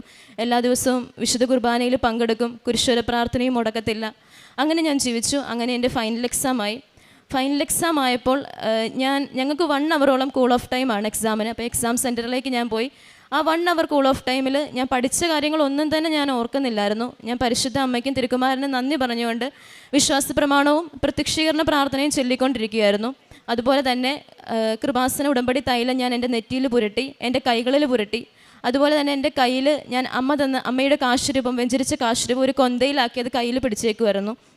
അങ്ങനെ എൻ്റെ എക്സാം തുടങ്ങിയപ്പോൾ സാധാരണ ഞാൻ ഇങ്ങനെ അങ്ങോട്ടും ഇങ്ങോട്ടും ഒക്കെ നോക്കി എന്തെങ്കിലുമൊക്കെ ആലോചിച്ചിട്ടൊക്കെ ആയിരിക്കും ഞാൻ എക്സാം എഴുതുക. പക്ഷേ അന്ന് ഞാൻ ആ 4th ഇയറിലെ എക്സാമിന് എൻ്റെ കയ്യിൽ ആ ഉടമ്പടി കാശുരൂപം ഉണ്ട്. എൻ്റെ കൈ എത്ര വിയർത്താലും ഞാൻ ആ കാശുരൂപം താഴെ വയ്ക്കത്തില്ലായിരുന്നു. കൈ ഒന്ന് തുടയ്ക്കാൻ വേണ്ടി പോലും ഞാൻ എൻ്റെ ഇടത് കയ്യിൽ അത് പിടിച്ചിട്ടുണ്ടാവും, അതൊന്നും ഞാൻ താഴെ വയ്ക്കത്തില്ലായിരുന്നു. എന്നിട്ട് വലത് കൈ കൊണ്ട് എക്സാം എഴുതി എനിക്കൊന്ന് തല പൊക്കി നോക്കാൻ പോലും സമയമില്ലായിരുന്നു. അതുപോലെ ആശയങ്ങൾ എനിക്ക് കിട്ടിക്കൊണ്ടിരിക്കുമായിരുന്നു. ഇങ്ങനെ കണ്ടിന്യൂസ് എൻ്റെ പേന ചലിച്ചുകൊണ്ടിരിക്കുമായിരുന്നു. അങ്ങനെ എക്സാം എല്ലാം കഴിഞ്ഞു. സാധാരണ പോലെ ഞങ്ങൾ എല്ലാം കഴിഞ്ഞ് വീട്ടിലെത്തിയപ്പം ഒരു ദിവസം പെട്ടെന്നാണ് ഇങ്ങനെ പറഞ്ഞത്, ഞങ്ങളുടെ യൂണിവേഴ്സിറ്റിയുടെ എക്സാമിൻ്റെ റിസൾട്ട് പബ്ലിഷ് ചെയ്യുവാണെന്ന്. അപ്പം ഞാൻ ഓർത്തു പാസ്സാവുമായിരിക്കും, എല്ലാ പ്രാവശ്യത്തെ പോലെ തന്നെ ആയിരിക്കും, എങ്ങനെയൊക്കെ തട്ടിമുട്ടിയും പോവുമായിരിക്കും എന്ന് വിചാരിച്ചു. പക്ഷേ ശരിക്കും അത്ഭുതം എന്ന് പറയട്ടെ, ഒരു മിടുക്കും ഒരു കൃപയും ഒരു കഴിവും ഇല്ലാത്ത എനിക്ക് ഡിസ്റ്റിങ്ഷൻ പ്ലസ് ആ ക്ലാസ്സിലെ ടോപ്പറായിരുന്നു ഞാൻ. എനിക്കറിയത്തില്ല, എൻ്റെ ക്ലാസ്സിൽ MBBSന് സീറ്റ് കിട്ടാഞ്ഞിട്ട് വന്ന കുട്ടികളുണ്ടായിരുന്നു, അത്ര ബ്രില്യൻ്റ് ആയിട്ടുള്ള സ്റ്റുഡൻസ് ഒക്കെ ഉണ്ടായിരുന്നു. അവരുടെ മുൻപിൽ ഞാനെങ്ങനെ ആ ക്ലാസ്സിൽ ടോപ്പറായെന്ന് എനിക്കറിയാൻ പാടില്ല. അമ്മയുടെ കൃപ കൊണ്ട് മാത്രമാണ്. ആ കാശുരൂപം എത്ര കൈ കഴിച്ചിട്ട് ഞാൻ ആ കാശുരൂപം താഴെ വയ്ക്കാഞ്ഞതിൻ്റെ ബലമായതുകൊണ്ട് മാത്രമാണ് എനിക്ക് ആ ഡിസ്റ്റിങ്ഷൻ പ്ലസ് ക്ലാസ് ടോപ്പർ ആവാൻ സാധിച്ചതെന്ന് ഞാൻ ഉറപ്പായും വിശ്വസിക്കുന്നു. അതിനുശേഷം നഴ്സിംഗ് എല്ലാം കഴിഞ്ഞ് അപ്പം OET റിക്രൂട്ട്മെൻ്റ് ഒന്നും ഇല്ലാഞ്ഞ സമയമായിരുന്നു. അപ്പം ഞാൻ സാധാരണ പോലെ തന്നെ എക്സ്പീരിയൻസിന് കയറി. ഞാൻ ഡൽഹിയിലേക്കായിരുന്നു എക്സ്പീരിയൻസിന് പോയത്. അപ്പോൾ 2 വർഷത്തോളം ഞാൻ അവിടെ 1 വർഷവും 11 മാസമായി. അപ്പോൾ പതുക്കെ എൻ്റെ കൂട്ടത്തിൽ പഠിച്ച കുട്ടികളെല്ലാം പതുക്കെ പുറത്തേക്ക് പോകാൻ തുടങ്ങി. അപ്പോൾ ഞാനും ഇങ്ങനെ ആലോചിച്ചു, ഞാനും പോകണമല്ലോ, എങ്ങോട്ടേക്ക് പോവും എന്ന് ഞാനിങ്ങനെ ചിന്തിച്ചു. എങ്ങോട്ടേക്ക് പോകണമെങ്കിലും ഏജൻസിക്കാരെല്ലാം ഒരുപാട് പൈസ പറയുവാണ്. അപ്പം എൻ്റെ അച്ഛനും അമ്മയും എന്നെ ഒരുപാട് കഷ്ടപ്പെട്ടായിരുന്നു പഠിപ്പിച്ചത്. അപ്പോൾ ഞാൻ ഓർത്തു, ഇനി എങ്ങനെയാണ് അവരെ ബുദ്ധിമുട്ടിപ്പിക്കുന്നത്, എങ്ങനെയാണ് അവരോട് ഇനിയും പൈസ ചോദിക്കുന്നതെന്ന് ഞാൻ ഓർത്തു. അപ്പോൾ ഞാനിങ്ങനെ ഓർത്തു, എവിടെയെങ്കിലും ഒന്ന് ഫ്രീ ആയിട്ട് അല്ലെങ്കിൽ കുറഞ്ഞ പൈസയ്ക്ക് എവിടെയെങ്കിലും പോകാൻ പറ്റുന്ന സ്ഥലം ഉണ്ടോ എന്നിങ്ങനെ ഞാൻ അന്വേഷിച്ചു. അങ്ങനെ ഞാൻ അന്വേഷിച്ചപ്പോഴാണ് എൻ്റെ ഒരു ഫ്രണ്ട് പറഞ്ഞത്, ഇങ്ങനെ കേരള ഗവൺമെൻറ്റിൻ്റെ ഒരു ഏജൻസിയുണ്ട്, ഒഡേപെക് എന്ന് പറഞ്ഞൊരു ഏജൻസിയുണ്ട്, ആ ഏജൻസിയിലൊന്ന് അന്വേഷിച്ച് നോക്കാം, അതിൻ്റെ സൈറ്റിലൊക്കെ കയറി നോക്കാൻ പറഞ്ഞു. അപ്പം ആ ഫ്രണ്ട് എനിക്കൊരു നമ്പറും തന്നു. ആ ഒഡേപെക്കിലെ സ്റ്റാഫിൻ്റെ നമ്പറായിരുന്നത്. അപ്പം ഞാൻ ആ സ്റ്റാഫിനെ വിളിച്ചിട്ട് ഇങ്ങനെ ചോദിച്ചു, എന്തെങ്കിലും ഒരു ഓപ്പർച്യൂണിറ്റി ഉണ്ടോ എന്നിങ്ങനെ ചോദിച്ചു. അപ്പോൾ അവർ പറഞ്ഞു, സൗദിയിലേക്കൊക്കെ ഉണ്ട്, പക്ഷേ ഡാറ്റ ഫ്ലോയും എക്സാം അങ്ങനെയുള്ള കാര്യങ്ങളൊക്കെ നിങ്ങൾ തന്നെ ചെയ്യണം. അപ്പോൾ അതൊക്കെ തന്നെ 1.5 ലക്ഷം രൂപയോളം വരും. അപ്പം ഞാൻ ഓർത്ത്, അത്രയും പൈസ എങ്ങനെയാണ് ഈശ്വര എന്നിങ്ങനെ ഓർത്തിട്ട് ഞാനിങ്ങനെ എപ്പോഴും പ്രാർത്ഥിക്കുമായിരുന്നു. അങ്ങനെ ഞാനൊരു ദിവസം എനിക്കൊരു ദിവസം ഡ്യൂട്ടി ഇല്ലാഞ്ഞ സമയത്ത് ഞാൻ രാവിലെ ഉടമ്പടി പ്രാർത്ഥന അച്ഛൻ്റെ ധ്യാനം കൂടിക്കൊണ്ടിരിക്കുമായിരുന്നു. അപ്പോൾ ഞാനിങ്ങനെ കരഞ്ഞുകൊണ്ട് പ്രാർത്ഥിച്ചു, എങ്ങനെയെങ്കിലും എന്തെങ്കിലും ഒരു വഴി കാണിച്ചു തരണേ മാതാവേ, എനിക്കൊന്നും ചെയ്യാനില്ല, എല്ലാം അങ്ങയുടെ കയ്യിലാണെന്ന് മാത്രം ഞാൻ പ്രാർത്ഥിച്ചു. ഞാനിങ്ങനെ കരഞ്ഞുകൊണ്ടിരിക്കുകയാണ്. എൻ്റെ റൂംമേറ്റ്സ് ആരും ഇല്ലായിരുന്നു, അതുകൊണ്ട് തന്നെ നന്നായി പ്രാർത്ഥിക്കാൻ പറ്റി. അങ്ങനെ ഞാൻ പ്രാർത്ഥിച്ചുകൊണ്ടിരിക്കുമായിരുന്നു. പ്രാർത്ഥിച്ചുകൊണ്ടിരുന്ന ഒരു 2-3 ദിവസം കഴിഞ്ഞ് ആ സ്റ്റാഫിന് ഒരിക്കലും എന്നെ വിളിക്കേണ്ട ആവശ്യമില്ല, കാരണം അത്രയും തിരക്കുകളൊക്കെ ഉള്ളൊരു സ്റ്റാഫാണ്. എത്രയോ കുട്ടികളുടെ രജിസ്ട്രേഷൻ ഫോംസും അങ്ങനെയുള്ള കാര്യങ്ങളൊക്കെ നീക്കുന്ന ആളാണ്. അവരെന്നെ ഇങ്ങോട്ട് വിളിച്ചിട്ട് പറഞ്ഞു, ബെൽജിയത്തിലേക്ക് ഒരു ഓപ്പർച്യൂണിറ്റി ഉണ്ട്, പോകാൻ താല്പര്യമുണ്ടോ എന്നിങ്ങനെ ചോദിച്ചു. അപ്പം എന്തെങ്കിലും ആവട്ടെ, അവർ പറഞ്ഞു, നിങ്ങൾക്ക് ചിലവൊന്നുമില്ല, ജസ്റ്റ് ഒന്ന് അപ്ലൈ ചെയ്ത് നോക്ക്, കിട്ടുവാണെങ്കിൽ കിട്ടും എന്നിങ്ങനെ പറഞ്ഞു. അപ്പം ഞാൻ മാതാവിനോട് പ്രാർത്ഥിച്ചു, ഇനി മാതാവിൻ്റെ ഇഷ്ടം ഞാൻ ബെൽജിയത്തിലേക്ക് പോകാനാണോ, എങ്കിൽ അങ്ങനെ തന്നെ ആവട്ടെ എന്ന് വെച്ച് ഞാൻ ബെൽജിയത്തിൻ്റെ ആപ്ലിക്കേഷന് വേണ്ടി ഞാൻ എൻ്റെ CV-യും മറ്റു ഡീറ്റെയിൽസ് എല്ലാം അയച്ചു കൊടുത്തു. 800-900 കുട്ടികളോളം നഴ്സിംഗ് സ്റ്റുഡൻസ് അയച്ചു കൊടുക്കുന്നതാണ്. അതിൽ 200 പേരുടെ CV-യാണ് അവർ സെലക്ട് ചെയ്യുന്നത്. ആ 200 പേരിൽ അവർ എൻ്റെ CV-യും സെലക്ട് ചെയ്തു. അങ്ങനെ CV ഒക്കെ സെലക്ട് ചെയ്ത് കഴിഞ്ഞിട്ട് അവർ 1 മാസം കഴിഞ്ഞപ്പോൾ പറഞ്ഞു, ഒരു സൈക്കോളജിക്കൽ ടെസ്റ്റ് ഉണ്ട്, ആ ടെസ്റ്റ് ഓൺലൈൻ വഴിയാണ് ചെയ്യേണ്ടത്, കമ്പ്യൂട്ടറിലാണ് ചെയ്യേണ്ടത്, ബെറ്റർ ഒരു കഫേ പോയി ചെയ്യുന്നതായിരിക്കും നല്ലതെന്ന് പറഞ്ഞു. അങ്ങനെ ഞാൻ കഫേ പോയി. അപ്പോൾ അതുപോലെ തന്നെ ഞാൻ ഉടമ്പടി കാശുരൂപം എൻ്റെ കയ്യിൽ പിടിച്ചിട്ടുണ്ടായിരുന്നു. എൻ്റെ കയ്യിൽ തന്നെ, എൻ്റെ ഇടത് കയ്യിൽ തന്നെ ഞാനത് പിടിച്ചേക്കുമായിരുന്നു. നെറ്റിയിൽ ഉടമ്പടി തൈലം എടുത്ത് ഞാൻ പ്രാർത്ഥിച്ച് നെറ്റിയിൽ പുരട്ടി. എന്നിട്ട് ഞാൻ എൻ്റെ വലത് കയ്യിൽ, മൗസ് ഉപയോഗിക്കേണ്ട കയ്യിൽ ഉടമ്പടി തൈലം പുരട്ടി. എന്നിട്ട് ഞാൻ തുടങ്ങി. എനിക്കൊന്നും അറിയാൻ പാടില്ലായിരുന്നു, എല്ലാം ഭയങ്കര ടഫായിട്ടുള്ള ക്വസ്റ്റ്യൻസ്, ഞാൻ കണ്ടിട്ട് പോലും ഒന്നും എനിക്ക് മനസ്സിലാവുന്നില്ല, നഴ്സിംഗ് റിലേറ്റഡേ അല്ല ഒന്നും. എന്നിട്ട് ഞാൻ ഓർത്ത് എന്താ ചെയ്യുക. എന്നിട്ട് ഞാൻ ആദ്യത്തെ 2-3 ക്വസ്റ്റ്യൻസ് ഒരുപാട് സമയമെടുത്ത് ഞാൻ ആലോചിച്ച് പേപ്പറിലൊക്കെ വരച്ചൊക്കെ നോക്കി ഉത്തരം കിട്ടുമെന്ന്. സമയം പോയതല്ലാതെ എനിക്കതിൻ്റെ ഉത്തരമൊന്നും കിട്ടിയില്ല. അപ്പോൾ ഞാൻ ഓർത്ത്, ഇനിയിപ്പോൾ എന്താ ചെയ്യുക, 1 മണിക്കൂറത്തേക്കാണ്. ഞാൻ 2-3 ക്വസ്റ്റ്യന് തന്നെ ഒരു 45 മിനിറ്റോളം എടുത്തു, ഇനി 15 മിനിറ്റ് ബാക്കിയുള്ളൂ. അത് ഓപ്ഷൻസ് ഉള്ള എക്സാം ആയിരുന്നു. അപ്പോൾ ഞാൻ പെട്ടെന്ന് തന്നെ അങ്ങോട്ട് ഇനി ബാക്കി എന്ത് വരട്ടെന്ന് വെച്ച് ചുമ്മാ ഓരോരോ ഓപ്ഷൻസ് അങ്ങനെ ഞെക്കി പോയി. അങ്ങനെ ഞാൻ 1 അവർ കൊണ്ട് തന്നെ ഞാൻ സബ്മിറ്റ് ചെയ്തു. അപ്പം സൈക്കോളജിക്കൽ ടെസ്റ്റ് കഴിഞ്ഞപ്പോൾ ഞാൻ ഓർത്ത്, പോയി, ഇനിയും കിട്ടൂല, ഇതും പോയി, അപ്പോൾ ബെൽജിയം ആയിരിക്കില്ല എന്ന് വെച്ചു. അത് കഴിഞ്ഞ് അങ്ങനെ എൻ്റെ ആനുവൽ ലീവിന് വേണ്ടി നാട്ടിൽ വന്നു. ആനുവൽ ലീവിന് നാട്ടിൽ വന്ന സമയമായിരുന്നു ഏപ്രിൽ മാസമായിരുന്നു, ഈ കഴിഞ്ഞ ഏപ്രിൽ മാസം. ആ ഏപ്രിൽ മാസം എനിക്കിങ്ങനെ ഒഡേപ്പയ്ക്ക് നിന്ന് വിളി വന്നു, നിങ്ങൾ സൈക്കോളജിക്കൽ ടെസ്റ്റിൽ പാസ്സായെന്ന്. അപ്പോൾ എനിക്ക് ഉറപ്പായി മാതാവിൻ്റെ അനുഗ്രഹം കൊണ്ട് മാത്രമാണ് ഞാൻ പാസ്സായെന്ന്. കാരണം അതിലൊരു ക്വസ്റ്റ്യൻസ് പോലും എനിക്കറിയാൻ പാടില്ലായിരുന്നു, ഒരെണ്ണം പോലും എനിക്കറിയത്തില്ലായിരുന്നു.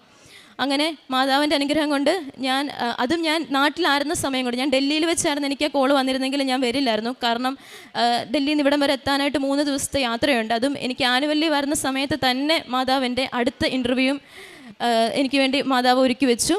അങ്ങനെ തിരുവനന്തപുരത്ത് വെച്ചായിരുന്നു എൻ്റെ ഇൻ്റർവ്യൂ. തിരുവനന്തപുരത്ത് ഞാൻ ഇൻ്റർവ്യൂവിന് പോയി. എൻ്റെ ബെൽജിയത്തിലുള്ള വർഗീവേഴ്സുമായിട്ടായിരുന്നു എൻ്റെ ഇൻ്റർവ്യൂ. അങ്ങനെ അവരോട് ഞാൻ സംസാരിച്ചു. അന്ന് ഞാൻ തിരുവനന്തപുരത്ത് ഇതുപോലെ ഉടമ്പടി ഉപ്പ് ഞാൻ അവിടെ ഇട്ടിട്ട് പ്രാർത്ഥിച്ചു മാതാവിനോട്, മാതാവേ ഇനി ഈ ഒരു ആവശ്യത്തിന് വേണ്ടി എന്നെ നീ ഇങ്ങോട്ട് വരുത്തല്ലേ. ആരും ചവിട്ടാത്തരത്ത് ഒരിടത്ത് കൊണ്ടാണ് ഞാൻ ആ ഉടമ്പടി ഉപ്പിട്ട് പ്രാർത്ഥിച്ചത്. പതിവ് പോലെ തന്നെ എൻ്റെ കയ്യിൽ ഉടമ്പടി കാശുരൂപം ഞാൻ മുറുക്കെ പിടിച്ചു. എന്നിട്ട് അവരെന്തൊക്കെയോ ചോദിച്ചു, അത് ഇംഗ്ലീഷിലായിരുന്നു. അതെന്തൊക്കെയോ ചോദിച്ചു, ഞാൻ എന്തൊക്കെയോ ഉത്തരം പറഞ്ഞു. അത് കഴിഞ്ഞ് ഞാൻ തിരിച്ച് റിസൾട്ട് എപ്പോഴേലും വരട്ടെ, എനിക്ക് തിരിച്ച് ഡ്യൂട്ടിക്ക് പോകേണ്ടതുകൊണ്ട് ഞാൻ തിരിച്ച് ഡൽഹിയിലേക്ക് തന്നെ പോന്നു. ഡൽഹിയിലേക്ക് പോയതിന് ശേഷം ഞാൻ അവിടെ ചെന്ന് കഴിഞ്ഞ് എന്നെ അവർ വിളിച്ചു, നിങ്ങൾ ട്രിവാൻഡ്രത്തെ ഇൻ്റർവ്യൂവിലും സെലക്ട് ആയിട്ടുണ്ട്, അടുത്ത് നിങ്ങൾക്കൊരു ഇൻ്റർവ്യൂ എറണാകുളത്ത് വെച്ചുണ്ടെന്ന് പറഞ്ഞു. അപ്പോൾ ഞാൻ ഓർത്ത് ഇനി എങ്ങനെയാണോ വരുന്നത്, ഇപ്പം ഞാൻ ആനുവൽ ലീവ് കഴിഞ്ഞ് വന്നിട്ടേ ഉള്ളൂ, ഇനി എങ്ങനെ ഞാൻ അവധി ചോദിക്കും എന്ന് ഞാൻ ഓർത്തു. പക്ഷേ എന്തോ എൻ്റെ ഇൻചാർജ് ഞാൻ ചോദിച്ചപ്പോൾ തന്നെ എന്നോട് പൊയ്ക്കോളാൻ പറഞ്ഞു. അങ്ങനെ ഞാൻ പെട്ടെന്ന് തന്നെ ഫ്ലൈറ്റിനായിരുന്നു, ആ ഇൻ്റർവ്യൂവിന് വേണ്ടി മാത്രം ഞാൻ നാട്ടിലേക്ക് വന്നു. അങ്ങനെ ഞാൻ എറണാകുളത്ത് ഇൻ്റർവ്യൂവിന് കയറി. അന്ന് ഇൻ്റർവ്യൂവിൽ വെച്ച് അവർ പറഞ്ഞു, നിങ്ങൾക്ക് ഇൻ്റർവ്യൂ സെലക്ട് ആവുകയാണെങ്കിൽ 2 ദിവസത്തിനുള്ളിൽ നിങ്ങളെ അവർ വിളിക്കും, വിളിച്ചില്ലെങ്കിൽ നിങ്ങളിതിൽ സെലക്ട് ആയിട്ടില്ല എന്ന് പറഞ്ഞു. അപ്പം എൻ്റെ കൂടെ ഒന്ന് പോയ കുറച്ച് കുട്ടികളെ ഞാൻ പരിചയപ്പെട്ടായിരുന്നു. അവരെ എല്ലാവരെയും 2 ദിവസം കൊണ്ട് വിളിച്ചു. പക്ഷേ എന്നെ മാത്രം വിളിക്കുന്നില്ല. ഞാൻ ഓർത്തു ഇനി ഞാൻ സെലക്ട് ആയില്ലേ, എന്നെ വിളിക്കുന്നില്ലേ, ലാസ്റ്റത്തെ ഇൻ്റർവ്യൂ ആയിരുന്നത്, ഇനിയും എനിക്ക് പോകാൻ പറ്റൂലേ എന്നൊക്കെ ഓർത്ത് ഞാനിങ്ങനെ വിഷമിച്ച് ഞാൻ ഓർത്ത് എന്നാൽ പോയി ഇനി നിന്നിട്ട് കാര്യമില്ല, ഡൽഹിയിലേക്ക് തന്നെ തിരിച്ചു പോകാമെന്ന് വെച്ച് ഞാൻ ഡൽഹിയിലേക്ക് പോകാൻ വേണ്ടി ഞാൻ ഡൽഹിയിൽ ചെന്ന് കഴിഞ്ഞിട്ട് ഞാൻ ICU ഡിപ്പാർട്ട്മെൻറ്റിലായിരുന്നു വർക്ക് ചെയ്തുകൊണ്ടിരുന്നത്. അവിടെ എനിക്ക് ഡ്യൂട്ടിയിലൊന്നും കോൺസെൻട്രേറ്റ് ചെയ്യാനേ പറ്റണില്ലായിരുന്നു. എപ്പോഴും ഞാൻ ഇത് തന്നെ ചിന്തിക്കുന്നത്, ഇത്രയും വരെ എത്തിയിട്ടും മാതാവ് എന്താ എനിക്ക് തരാതെ പോയത്, ഇത്രയും ഇൻ്റർവ്യൂ ഞാൻ കഷ്ടപ്പെട്ട് അവിടെയൊക്കെ വന്ന് ചെയ്തതല്ലേ, എന്നിട്ട് എന്താ തരാതെ പോയെന്നുള്ള ഓർത്തുള്ള വിഷമമായിരുന്നു എനിക്ക്. അങ്ങനെ ഞാൻ ഒരാഴ്ച കഴിഞ്ഞപ്പം എനിക്ക് വീണ്ടും എറണാകുളത്ത് നിന്ന് കോള് വന്നു, നിങ്ങൾ ആ ഇൻ്റർവ്യൂവിലും സെലക്ട് ആയിട്ടുണ്ടെന്ന് പറഞ്ഞു. അങ്ങനെ ഞാൻ അവിടുന്ന് തന്നെ 24 അവർ റിസൈൻ വെച്ചാണ് ഞാൻ ഇങ്ങോട്ടേക്ക് വന്നത്. എനിക്കറിയത്തില്ല എൻ്റെ കഴിവോ എൻ്റെ മിടുക്കോ എൻ്റെ മേന്മയോ ഒന്നും കൊണ്ടല്ല, പരിശുദ്ധ അമ്മയുടെ കൃപ കൊണ്ട് മാത്രമാണ് ഞാൻ ആ ഇൻ്റർവ്യൂവിൽ സെലക്ട് ആയത്. അങ്ങനെ സെലക്ട് ആയതിനു ശേഷം ജൂലൈയിലായിരുന്നു എനിക്ക് പഠിക്കേണ്ട ലാംഗ്വേജ് ഡച്ച് ആയിരുന്നു. ജൂലൈയിലായിരുന്നു ഞങ്ങൾക്ക് ക്ലാസ് തുടങ്ങുന്നത്. അപ്പം അമ്മ എന്നോട് പറയുമായിരുന്നു അവിടേക്ക് പോകുന്നു, പക്ഷേ ഉടമ്പടി ജീവിതം മുടക്കരുത്, കുർബാനയ്ക്കൊക്കെ എന്നും പോകണം. എറണാകുളം ലൂർദിലായിരുന്നു, അതുകൊണ്ട് തന്നെ അതിനൊന്നും വിശുദ്ധ കുർബാനയ്ക്കോ കൊന്തയ്ക്കോ ഒന്നും ഒരു മുടക്കവും ഇല്ലായിരുന്നു. അപ്പം അമ്മ പറഞ്ഞായിരുന്നു അതൊന്നും മുടക്കരുത്, അതൊക്കെ കൂടണമെന്ന് തന്നെ പറഞ്ഞു. അവിടെയും മാതാവിൻ്റെ അത്ഭുതം, എനിക്ക് കിട്ടിയ 2 റൂംമേറ്റ്സും കൃപാസനത്തിൽ വന്ന് ഉടമ്പടി എടുത്തിട്ടുള്ള കുട്ടികളായിരുന്നു. അതുകൊണ്ട് തന്നെ ഞങ്ങൾ 3 പേരും ഒന്നിച്ചിരുന്നായിരുന്നു പ്രാർത്ഥിക്കുകയൊക്കെ ചെയ്തുകൊണ്ടിരുന്നത്. അങ്ങനെ 6 മാസത്തെ ട്രെയിനിങ്ങിൽ സെപ്റ്റംബറിൽ ഒരു അസസ്മെൻ്റ് ഉണ്ടായിരുന്നു. ആ അസസ്മെൻറ്റിലും നല്ലൊരു വിജയം തന്നെ പരിശുദ്ധ അമ്മ എനിക്ക് തന്നു. അങ്ങനെ അസസ്മെൻ്റ് എല്ലാം കഴിഞ്ഞ് ഞാൻ ഈ 6 മാസവും ഞാൻ പഠിച്ചത് സ്റ്റൈഫൻ്റോട് കൂടിയാണ്. ഞാൻ മാതാവിനോട് എങ്ങനെയെങ്കിലും കുറഞ്ഞൊരു തുകയ്ക്ക് എനിക്ക് പോകാൻ പറ്റണമെന്ന് ഞാൻ പറഞ്ഞുള്ളൂ. ഇതുവരെ 1 രൂപ പോലും മുടക്കില്ലാതാണ് ഞാൻ പോകുന്നത്. ഈ വരുന്ന ജനുവരി 13-ാം തീയതി ഞാൻ ബെൽജിയത്തിലേക്ക് പോവുകയാണ്. എൻ്റെ ടിക്കറ്റ്, എൻ്റെ വിസ എല്ലാം തന്നെ എനിക്ക് കിട്ടി. ഈ ജനുവരി 13-ന് ഞാൻ ബെൽജിയത്തിലേക്ക് പോവുകയാണ്. ഇങ്ങോട്ടേക്ക് പൈസ കിട്ടി പഠിച്ചു, പ്ലസ് എനിക്ക് പഠിക്കാനുള്ള സാധനങ്ങളെല്ലാം തന്നെ എനിക്ക് ഫ്രീ ആയിരുന്നു. ലാപ്പ്, ബുക്ക്, പുസ്തകം എല്ലാം തന്നെ ഫ്രീ ആയിരുന്നു. അവർ നമ്മളെ സ്പോൺസർ ചെയ്യുമായിരുന്നു.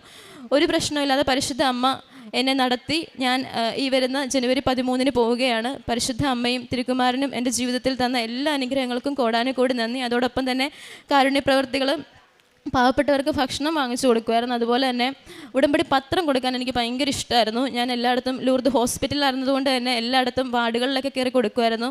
ക്രൈസ്തവരാണെങ്കിലും കൊടുക്കുന്ന ആരും തന്നെ വേണ്ടാന്ന് പറഞ്ഞിട്ടില്ല. എല്ലാവർക്കും ഭയങ്കര ഇഷ്ടത്തോടെ അവരത് വാങ്ങിച്ചിട്ട് ഞങ്ങൾക്ക് വേണ്ടി പ്രാർത്ഥിക്കണം എന്നൊക്കെ പറഞ്ഞ് അവരത് വാങ്ങിക്കുമായിരുന്നു. അതുപോലെ മറ്റുള്ളവരുടെ വിഷമം, എനിക്കൊന്നും ചെയ്യാൻ പറ്റില്ലെങ്കിൽ പോലും എൻ്റെ കൂട്ടുകാരൊക്കെ എന്തെങ്കിലും വിഷമം പറയുമ്പോൾ ഞാനത് കേട്ടിരിക്കുമായിരുന്നു. അതുപോലെ എനിക്കറിയാവുന്ന കാര്യങ്ങൾ ഞാൻ എൻ്റെ കൂട്ടുകാരെ പഠിപ്പിച്ചും കൊടുക്കുമായിരുന്നു. ഇത്രയും അനുഗ്രഹങ്ങൾ തന്ന പരിശുദ്ധ അമ്മയ്ക്കും തിരുക്കുമാരനും കോടാനുകോടി നന്ദി. സുഭാഷിതങ്ങൾ അധ്യായം 4, 8, 9 തിരുവചനങ്ങൾ. അവളെ അമൂല്യമായി കരുതുക, അവൾ നിനക്ക് ഉയർച്ച നൽകും.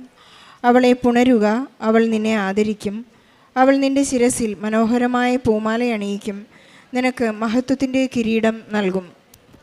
ത്രേസ്യാമ്മ എന്ന ഈ മകൾ നമ്മോട് പങ്കുവച്ചത് ഒരു എയർലിഫ്റ്റഡ് സാക്ഷ്യമാണ്.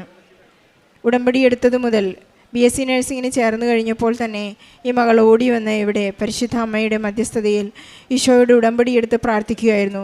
എൻ്റെ ഈ ഒരു പുതിയ അറ്റംപ്റ്റിൽ എൻ്റെ ഈ യൗവനത്തിലെ ഈ ഒരു പുതിയ പഠനത്തിൽ എൻ്റെ ഭാവിയിലേക്കുള്ള ഈ കാൽവയ്പിൽ പരിശുദ്ധ അമ്മ എൻ്റെ കൂടെ സഞ്ചരിക്കണമെന്ന് പറഞ്ഞുകൊണ്ടാണ് ഈ മകളിവിടെ വന്ന് ഉടമ്പടിയെടുത്തത്. കൃത്യമായിട്ടും നമുക്കറിയാം, ത്രേസ്യാമ്മ തുടക്കത്തിൽ തന്നെ പറഞ്ഞു, ഞാനൊരു ആവറേജ് സ്റ്റുഡൻ്റ് ആയിരുന്നു. കഷ്ടിമുഷ്ടി എല്ലാ വിഷയങ്ങളിലും വളരെ ബുദ്ധിമുട്ടി പാസ്സാകുന്ന ഒരു വ്യക്തിയാണ്. പക്ഷേ ഇന്ന് പരിശുദ്ധ അമ്മയുടെ മധ്യസ്ഥതയിൽ ഈശോ ഈ മകളെ ഉയർത്തി നിർത്തിയിരിക്കുന്നത് ബെൽജിയം വരെ ഡച്ച് ലാംഗ്വേജ് പഠിച്ചുകൊണ്ട് അവിടേക്കാണ് ഇന്ന് മകളെ കൊണ്ടുപോകുന്നത്. ഈ മകൾക്കുള്ള വിസയും ടിക്കറ്റും എല്ലാം ഫ്രീ ആണ്. മകളുടെ പഠനം, എല്ലാ പഠന ഉപകരണങ്ങളും, ലാപ്ടോപ്പ്, എല്ലാ സാധനങ്ങളും പരിശുദ്ധ അമ്മ തന്നെ വളരെ ഫ്രീ ആയിട്ട് ഈ മകൾക്ക് കൊടുത്തിരിക്കുകയാണ്. നമുക്കൊരു കാര്യം ഓർത്തെടുക്കാം, ഉടമ്പടി എടുക്കുന്ന മക്കൾക്കൊന്നും തന്നെ ആകുലപ്പെടേണ്ടതില്ല. പരിശുദ്ധ അമ്മയെ നാം ഇടയ്ക്കിടയ്ക്ക് ഓർമ്മിപ്പിക്കുന്നെങ്കിലും മകൾ പറയുകയായിരുന്നു, ഞാൻ എവിടെയെല്ലാം പോയോ, പരീക്ഷ എഴുതുമ്പോഴും ഇൻ്റർവ്യൂ അറ്റൻഡ് ചെയ്യുമ്പോഴെല്ലാം പരിശുദ്ധ അമ്മയെ ചേർത്ത് പിടിച്ചാണ്. കാശുരൂപം ഞാൻ ഒരിക്കലും കയ്യിൽ നിന്ന് താഴെ വെച്ചിട്ടില്ല. പരിശുദ്ധ അമ്മയുടെ മാധ്യസ്ഥം, സഹായം, എൻ്റെ പരിശുദ്ധ അമ്മയുടെ സാമീപ്യം എന്നോടുകൂടെ എപ്പോഴും ഉണ്ടായിരുന്നു. Not by merit but by grace എന്ന വലിയ അടിസ്ഥാനത്തിലാണ് ഈ മകൾ ഇന്ന് ഈ അൾത്താരയിൽ കയറി നിൽക്കുന്നത്. നമ്മുടെ എല്ലാ അയോഗ്യതകളെയും നാം സമർപ്പിക്കുമ്പോഴാണ് നമുക്ക് യാതൊരു മെറിറ്റുമില്ല, എനിക്ക് യാതൊന്നും ചെയ്യാൻ കഴിയുകയില്ല, അത് ഈശോ മാത്രമാണ് എന്നെ കൈപിടിച്ച് നടത്തുന്നത് എന്നൊരു വലിയ വിശ്വാസത്തോടെ നാം മുന്നോട്ട് നീങ്ങുമ്പോൾ ജോസഫ് അച്ഛൻ്റെ ഭാഷയിൽ നാം ഈ മകൾ ഇന്ന് കൊയ്തെടുത്തിരിക്കുന്നത് 60 മേനിയാണ്. വളരെ പ്രത്യാശയോടുകൂടി മുന്നോട്ട് പോയിട്ടുള്ള ഒരു വലിയ ജീവിത സാക്ഷ്യമാണിത്. നമുക്കറിയാം, ഈ മകൾക്ക് ഇന്ന് ക്ലാസ് ടോപ്പർ വിത്ത് ഡിസ്റ്റിങ്ഷൻ, ഈ മകളെ ഏറ്റവും വലിയ ക്ലാസ് ടോപ്പറായിട്ട് ഈ പരീക്ഷയിൽ നഴ്സിംഗിൽ മകളെ BSc നഴ്സിംഗിൽ പാസ്സാക്കി ഈശോ ഉയർത്തിയിരിക്കുകയാണ്. നമുക്ക് ഓരോ ഉടമ്പടി പുതുക്കുമ്പോഴും നമ്മുടെ പ്രത്യാശ ഈശോയെ പ്രാപിക്കാൻ എന്തുമാത്രം പരിശ്രമിക്കണം എന്നുള്ളതിൻ്റെ ഒരു വിശ്വസ്തതയുടെ മാറ്റുരച്ച് നോക്കൽ കൂടിയാണ്. നാം എന്തുമാത്രം വിശ്വസ്തരാണ്. ഈശോ നമ്മോട് എപ്പോഴും ആഗ്രഹിക്കുന്നതും പ്രാർത്ഥിക്കുന്നതും അഭിലഷിച്ച് പറയുന്നത് കുരിശിൽ കിടന്നുകൊണ്ട് എനിക്ക് ദാഹിക്കുന്നു എന്ന് മാത്രമാണ്. എനിക്ക് ഈശോയ്ക്ക് വേണ്ടി ദാഹമുണ്ടോ? ഞാൻ ഈശോയുടെ വിശപ്പടക്കുന്നുണ്ടോ? ഈശോയെ ഞാൻ പല സ്ഥലങ്ങളിലും ചെന്ന് കാണുന്നുണ്ടോ? ഈശോയെ പ്രതി ഞാൻ ഈശോയോട് സംസാരിക്കുന്നുണ്ടോ? എൻ്റെ വിശ്വാസ കൈമാറ്റം ഞാൻ നടത്തുന്നുണ്ടോ എന്നൊക്കെയാണ് നമ്മുടെ പ്രേക്ഷിത പ്രവർത്തനങ്ങളിലും കാരുണ്യ പ്രവൃത്തികളിലും നാം ചെയ്യേണ്ടിയിരിക്കുന്നത്. ഈ മകൾ ത്രേസ്യാമ്മ വളരെ കൃത്യമായി ഉടമ്പടി പാലിക്കുകയും ഇവിടെ നിന്ന് പോയാലും ത്രേസ്യാമ്മ ഒരു വലിയ പ്രോമിസോടു കൂടിയാണ് പോകുന്നത്. ഇത്രത്തോളം എന്നെ കൈപിടിച്ച് നടത്തിയ അമ്മ ഒരിക്കലും എന്നെ കൈവിടുകയില്ല. ഞാൻ ഏത് നാട്ടിൽ ചെന്നാലും ഈശോയ്ക്ക് വേണ്ടി ഒരു വലിയ സാക്ഷിയായിരിക്കും. ഉടമ്പടി ജീവിതം ഞാൻ എപ്പോഴും മുന്നോട്ട് കൊണ്ടുപോകും എന്നുള്ളൊരു വലിയ പ്രതിജ്ഞയോടെയാണ് ഇവിടെ നിന്ന് ഇറങ്ങുന്നത്. ജനുവരി 13-ാം തീയതി ഇവിടെ നിന്ന് പോകുമ്പോൾ പരിശുദ്ധ അമ്മയോടുകൂടിയാണ് ഈ മകൾ സഞ്ചരിക്കുന്നത്. എല്ലാ ആശ്വാസങ്ങളും ബഹുമാനപ്പെട്ട ജോസഫ് അച്ഛനിൽ നിന്ന് നമ്മൾ സ്വീകരിക്കുന്ന കൈവെപ്പുകൾ നമുക്കെപ്പോഴും ഒരു വലിയ സൗഖ്യവും സംരക്ഷണവുമാണ്. പരിശുദ്ധ അമ്മയും ഈശോയും നമ്മോട് കൂടെ ഉണ്ടായിരിക്കും. സ്വർഗം തന്നെ നമ്മോട് കൂടെ സഞ്ചരിക്കുകയും ചെയ്യും. ത്രേസ്യാമ്മയ്ക്ക് ലഭിച്ച എല്ലാ അനുഗ്രഹങ്ങൾക്കും നന്മകൾക്കും നമ്മുടെ എല്ലാ നിയോഗങ്ങളെയും ഈ സാക്ഷ്യത്തോട് ചേർത്ത് വെച്ചുകൊണ്ടും പരിശുദ്ധ അമ്മയ്ക്കും ഈശോയ്ക്കും നല്ലൊരു കൈ. എൻ്റെ പേര് പോൾ പള്ളിക്കൽ, ഇതെൻ്റെ ഭാര്യ സിജിമോൾ. ആദ്യം തന്നെ പരിശുദ്ധ അമ്മയ്ക്കും തിരുക്കുമാരനും കോടാനുകോടി നന്ദി. ഇവിടെ വരാൻ കഴിഞ്ഞത്, ഈ പുണ്യഭൂമിയിൽ ഒരിക്കൽ കൂടെ കാല് ചവിട്ടാനും അമ്മ പ്രത്യക്ഷപ്പെട്ട ഈ സന്നിധിയിൽ നിന്ന് സാക്ഷ്യപ്പെടുത്താനും കഴിയുന്നത് ഒരനുഗ്രഹമായിട്ട് കരുതുകയാണ്. ഒരുപാട് നന്ദി. ആദ്യമായിട്ട് ഞാൻ ഉടമ്പടി എടുക്കുന്നത് ഞാൻ ഒറ്റയ്ക്ക് വരുമ്പോഴാണ്. ഇവിടെ 2019 എൻ്റെ ഫാദർ മരിച്ചപ്പം ഞാൻ ഒറ്റയ്ക്ക് നാട്ടിൽ വന്നു. അന്ന് എനിക്ക് ടെമ്പററി ആയിട്ടൊരു ജോലി കിട്ടിയത്. ഒരുപാട് കാലത്തെ ശേഷമാണ് ആ ജോലി കിട്ടുന്നത്. അപ്പം ഞാൻ വീട്ടിൽ വന്നപ്പോൾ എൻ്റെ അമ്മ എന്നോട് പറഞ്ഞു, മോൻ കൃപാസനം വരെ ഒന്ന് പോകണം. ഞാൻ കൃപാസനത്തെക്കുറിച്ച് കേട്ടിട്ടില്ല, എനിക്കൊന്നും അറിയത്തുമില്ല. അപ്പോൾ ഇവിടെ വരെ വന്ന് തിരിച്ചു പോകാം എന്ന് കരുതിയാണ് ഇവിടെ വന്നതെന്ന്. പക്ഷെ ഇവിടെ വന്നപ്പോൾ യാദൃശ്ചികമെന്ന് പറയട്ടെ, എനിക്ക് തന്നെ തോന്നി ഒരു ഉടമ്പടി എടുക്കാമെന്ന്. ഒരുപാട് ആളുകൾ നിൽക്കുന്നത് കണ്ടപ്പോൾ ഞാനും ഒരു ഉടമ്പടി എടുത്തു, തിരികെ പോയി. അന്ന് ആ ജോലി എനിക്ക് കിട്ടി. ആ ജോലി കിട്ടി എന്ന് മാത്രമല്ല, അന്ന് ഉടമ്പടി എടുത്തത് കൊണ്ടാണ് എനിക്കത് കിട്ടിയെന്ന് പൂർണ്ണമായിട്ട് വിശ്വാസമുണ്ട്. അത് സ്റ്റേറ്റിൻ്റെ ഒരു ജോലിയായിരുന്നു. ആ ജോലിയാണ് ഞാൻ ഇന്നും തുടരുന്നത്. അമ്മയുടെ മാധ്യസ്ഥത്താൽ, തിരുക്കുമാരൻ്റെ അനുഗ്രഹത്താൽ എനിക്ക് ആ ജോലിയിൽ പ്രൊമോഷനും കിട്ടി. അതിനുശേഷം ഞങ്ങൾക്ക് ഒരുപാട് ബ്ലെസ്സിങ്സ് കിട്ടിയിട്ടുണ്ട് ഈ ഉടമ്പടി എടുത്തതിലൂടെ. ഇത് രണ്ടാമത്തെ സാക്ഷ്യമാണ് ഞങ്ങളിവിടെ പറയുന്നത്. 2023 ഞങ്ങൾ സാക്ഷ്യപ്പെടുത്തിയിരുന്നു. ഇപ്പോൾ വീണ്ടും അതിനുശേഷവും ആത്മീയമായിട്ടും ഭൗതികമായിട്ടും ഒരുപാട് അനുഗ്രഹങ്ങൾ കിട്ടിയിട്ടുണ്ട്. അതിലേറ്റവും വലുത്, എൻ്റെ ബാക്ക്ഗ്രൗണ്ട് അറിയാവുന്നവർക്കറിയാം, ഈശ്വരവിശ്വാസം ഇല്ലാതിരുന്ന ഒരാളായിരുന്നു. പള്ളിയിൽ പോകൽ വളരെ കുറവായിരുന്നു. പ്രാർത്ഥിക്കുന്നതോ ബൈബിൾ വായിക്കുന്നതോ ഒരു അലർജി ആയിട്ട് കണ്ടിരുന്ന ആളാണ്. പക്ഷേ ഈ ഉടമ്പടി എടുത്തിട്ട് എനിക്ക് തോന്നുന്നത് ഏറ്റവും വലിയൊരു അനുഗ്രഹം കിട്ടിയത് വീട്ടിൽ സന്ധ്യപ്രാർത്ഥന ഞങ്ങൾ ഒരുമിച്ച് കുടുംബത്തോടെ ഇരുന്ന് ചെല്ലാനുള്ള ഒരു കൃപ അമ്മ മാതാവിൻ്റെ മാധ്യസ്ഥത്തിൽ ദൈവത്തിൽ നിന്ന് കിട്ടി എന്നുള്ളതാണ്. അതുപോലെ തന്നെ ബൈബിൾ വായിക്കാനും അത് കൂടുതൽ വായിക്കാനും ഒരു ആഗ്രഹം ഉള്ളിൽ ജനിച്ചതും ഈ ഉടമ്പടി എടുത്തതാണ്. അതിൽ ജീവിക്കാനുള്ള ഒരു അനുഗ്രഹം അമ്മയുടെ മാധ്യസ്ഥത്തിൽ നിന്ന് കിട്ടിയതാണ്. മറ്റുള്ള ഒരുപാട് അനുഗ്രഹങ്ങളും കിട്ടിയിട്ടുണ്ട്. അതിൽ ഒന്നാണ് ഞങ്ങൾ അമേരിക്കയിലെ ഫ്ലോറിഡയിൽ നിന്നുള്ളൊരു സ്ഥലത്താണ് ഞങ്ങൾ വരുന്നത്. ഞങ്ങൾ 2 കുട്ടികളുണ്ട്, അവരിവിടെ ഇരിപ്പുണ്ട്. അപ്പോൾ ഈ കുഞ്ഞുങ്ങൾക്ക് ഒരു മലയാളം കുർബാന കാണണമെന്നും അവരെ ആ കുർബാനയിൽ പങ്കെടുപ്പിക്കണം, അവിടുത്തെ കാറ്റഗിസം, അവിടുത്തെ മലയാളി കുട്ടികളായിട്ട് ഒന്ന് ഇടപഴകാനുള്ളൊരു അവസരം കിട്ടണമെന്ന് വലിയ ആഗ്രഹം ഉണ്ടായിരുന്നു. പക്ഷെ ഞങ്ങൾ താമസിക്കുന്നതിൽ നിന്ന് ഒത്തിരി ദൂരമുണ്ട് അവിടേക്ക് പോകാൻ. പക്ഷെ അതുമാത്രമല്ല, വേറൊരു കാരണം എന്താണെന്ന് വെച്ചാൽ ഇവളുടെ ജോലി വീക്കെൻഡിലാണ്, സാറ്റർഡേ സൺഡേയാണ്. അപ്പോൾ ഒരിക്കലും ഈ കൊച്ചുങ്ങളെ കൊണ്ട് എനിക്ക് തന്നെ അത്രയും ദൂരം പോയി വരാനും ബുദ്ധിമുട്ടുകളുണ്ടായിരുന്നു. അപ്പോൾ അത് സമർപ്പിച്ചുകൊണ്ട് ഞാൻ ഉടമ്പടി എടുത്തെങ്കിലും ഒന്നും പറയാതിരിക്കാൻ പറ്റില്ല, എൻ്റെ ഭാര്യയാണ് അത് ഏറ്റവും കൂടുതൽ അതിനെ ഊർജ്ജസ്വലമായിട്ട് അവൾ എടുത്തില്ലെങ്കിലും അതിനെ പാലിക്കാൻ ശ്രദ്ധ ചെലുത്തിയതും എനിക്കൊരു എന്താ പറയുക, ഒരു എൻകറേജ്മെൻറ്റ് എപ്പോഴും കിട്ടിയത് അവളിൽ നിന്നാണ്. അപ്പോൾ ഈ അച്ഛൻ 2025 ജൂൺ മാസം 11-ാം തീയതി ഫിലഡൽഫിയയിൽ വന്നു. അപ്പോൾ ഞങ്ങൾ ഫ്ലോറിഡയിലാണ് താമസിക്കുന്നത്. അപ്പോൾ അവിടുന്ന് 18 മണിക്കൂർ ഡ്രൈവുണ്ട്. പക്ഷെ എന്തായാലും ഞങ്ങൾ തീരുമാനിച്ചു ഒന്ന് അച്ഛനെ ഒന്ന് കണ്ടേക്കാം, അച്ഛനെ കാണണം എന്നൊരു അദമ്യമായ ആഗ്രഹം. അപ്പോൾ ഞങ്ങൾ അതിൽ വെച്ച ആ ഉടമ്പടിയിൽ വെച്ചൊരു കാര്യമാണ് ഞങ്ങൾക്കൊരു കുർബാന കാണണം, മലയാളം. ഞങ്ങളുടെ കൊച്ചുങ്ങളെയും അതിൽ പങ്കെടുപ്പിക്കണം. അപ്പോൾ അതിനൊരു വഴി തുറന്നു തരണമെന്നായിരുന്നു. പ്രത്യേകിച്ച് അവൾക്കൊരു ജോലി മാറ്റം ആവശ്യമായിരുന്നു. അവളിപ്പോൾ നിലവിൽ വർഷങ്ങളായിട്ട് അവളുടെ ഒരു ആഗ്രഹമാണ് വേറൊരു ജോലിയിലേക്ക് കയറണമെന്നുള്ളത്. അപ്പോൾ അവളത് ആ ഉടമ്പടിയിൽ വെച്ചു. ദൈവകൃപയാലെ ആ ഉടമ്പടി വെച്ച് അച്ഛൻ്റെ അനുഗ്രഹം മേടിച്ചിട്ട് വന്ന ഉടനെ തന്നെ അവൾക്ക് ആ ജോലി മാറ്റം കിട്ടുകയും ഞങ്ങൾക്ക് വീക്കെൻഡിൽ ജോലി ചെയ്യേണ്ടാത്തൊരവസ്ഥ ഉണ്ടാവുകയും ഈ പിള്ളേരെ കൊണ്ട് ഞങ്ങൾക്ക് അത്രയും ദൂരം ഉണ്ടെങ്കിലും പോയി അവരെ കാറ്റഗിസത്തിനും ആ മലയാളം കുർബാന കാണാനും കാറ്റഗിസത്തിന് ചേർക്കാനും പറ്റി. അപ്രതീക്ഷിതമായിട്ടാണെങ്കിലും ഞങ്ങൾ പല പ്രാവശ്യം റിക്വസ്റ്റ് ചെയ്തിട്ടും കിട്ടാതിരുന്ന മറ്റൊരു കാര്യമാണ്, ഒരു മലയാളം കുർബാന ഞങ്ങളുടെ വീടിൻ്റെ അടുത്തേക്ക് തന്നെ മാസത്തിലൊരിക്കൽ വരാനും ഒരു അനുഗ്രഹം കിട്ടി. അത് പെട്ടെന്നുള്ളൊരു തീരുമാനത്തിലൂടെ അങ്ങനെ ഇപ്പോൾ ഞങ്ങൾക്ക് ഒരു മലയാളം കുർബാന ഞങ്ങളുടെ വീടിനടുത്ത് തന്നെ കിട്ടുന്നുണ്ട്. പ്രത്യേകിച്ച് വീക്കെൻഡിൽ കുട്ടികളെ കൊണ്ട് പോയി അവിടെ പോയി മലയാളം കുർബാന കാണാനും കാറ്റഗിസത്തിൽ പങ്കെടുപ്പിക്കാനും കഴിയുന്നുണ്ട്. ആ ജോലി കിട്ടിയ കാര്യങ്ങളെല്ലാം എൻ്റെ ഭാര്യ കൂടുതലായിട്ട് പറയും, ഞാൻ അവൾക്ക് കൊടുക്കാം. പരിശുദ്ധ അമ്മയ്ക്കും കോടാനുകോടി നന്ദി പറയുന്നു. ആദ്യം ഞാൻ USA 20 വർഷമായിട്ട് റീഹാബിലാണ് ജോലി ചെയ്യുന്നത്. അവിടുന്ന് എനിക്ക് ഒത്തിരി ആഗ്രഹമാണ് സൺഡേകളിൽ അവധിയെടുത്ത് കുഞ്ഞുങ്ങളുടെ കൂടെ പള്ളിയിൽ പോകണം. കാരണം നമുക്ക് കിട്ടിയ വിശ്വാസം പുതിയ തലമുറയ്ക്ക് കൈമാറുക എന്നുള്ളൊരു മാതാപിതാക്കളുടെ ഒരു കടമയാണ്. കർത്താവ് എനിക്കത് പറ്റുന്നില്ല എന്ന് ഞാൻ പലപ്പോഴും ഓർക്കും. പക്ഷേ അങ്ങനെ വിശ്വാസത്തോടെ ഞങ്ങൾ കഴിഞ്ഞ 2025 ജൂണിൽ അച്ഛൻ്റെ ധ്യാനം കൂടിയപ്പോൾ ഉടമ്പടി വെച്ചിരുന്നു. അപ്പോൾ ഞാൻ പലപ്പോഴും നോക്കും സൺഡേകളിലാകെ ഇല്ലാത്ത ഡയാലിസിസ് മാത്രമാണ്. അപ്പോൾ അവിടേക്ക് എനിക്കൊന്ന് മാറാൻ വേണ്ടി ഒത്തിരി ആഗ്രഹിച്ചു. അപ്പോൾ നമുക്കൊക്കെ അവിടെ റെക്കമെൻഡേഷൻ വേണം, അല്ലെങ്കിൽ എക്സ്പീരിയൻസ് വേണം, എന്തെങ്കിലും ഉണ്ടെങ്കിൽ മാത്രമേ അങ്ങനെ ജോലി മാറ്റം കിട്ടുകയുള്ളൂ. ഞാൻ പറഞ്ഞു, അമ്മയുടെ മുന്നിൽ ഞാൻ ഈ അപേക്ഷ വെച്ചേക്കുന്ന, അമ്മ തന്നെ എനിക്കൊരു ജോലി കണ്ടുപിടിക്കണം. ഞാൻ ജൂണിൽ റെസ്യൂമിയൊക്കെ റെഡിയാക്കി ജൂലൈയിൽ ഞാൻ ഇടുന്നു. ജൂലൈയിൽ അവസാനം ഞാൻ രാവിലെ റെസ്യൂമി സബ്മിറ്റ് ചെയ്യുന്നു. വൈകുന്നേരം എനിക്കൊരു ഇമെയിൽ വരുന്നു, പ്രിലിമിനറി ആൻസർ ചെയ്യണം പറഞ്ഞുണ്ട്. അപ്പോൾ ഞാൻ പറഞ്ഞു, ഇത് ചേട്ടൻ പറഞ്ഞു ചിലപ്പോൾ വല്ല ഇത് വല്ല ആയിരിക്കും എന്ന് പറഞ്ഞു. എന്തായാലും ഞാൻ അത് സബ്മിറ്റ് ചെയ്തു.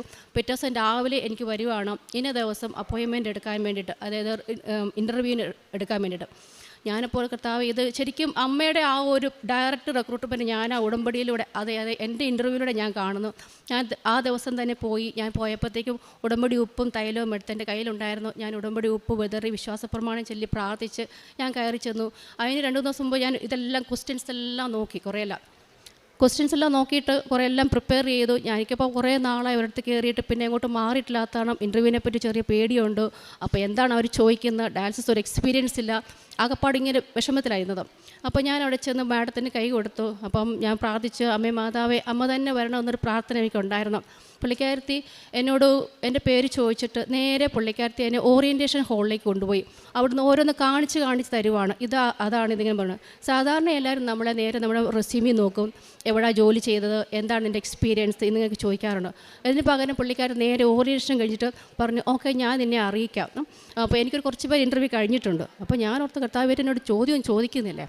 അപ്പം ഞാനാകെ ഇതായി. ഓക്കെ, അപ്പോൾ ഞാൻ തിരിച്ച് വീട്ടിൽ ചെന്നപ്പോൾ ഒരു 4 ദിവസത്തിനകം പുള്ളിക്കാരി തന്നെ വിളിച്ച് പറയുകയാണ്, ഞങ്ങളുടെ ഓഫർ അക്സെപ്റ്റ് ചെയ്യാവോ, ഇന്ന ദിവസം നിനക്ക് ഇൻ്റർവ്യൂ സ്റ്റാർട്ട് ചെയ്യാമെന്ന്.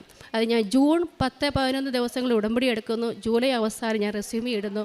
ഓഗസ്റ്റ് 25-ാം തീയതി എന്നെ ഞാൻ ഫസ്റ്റ് ഡേയിൽ എൻ്റെ ഓറിയൻറ്റേഷൻ സ്റ്റാർട്ട് ചെയ്യുന്നു.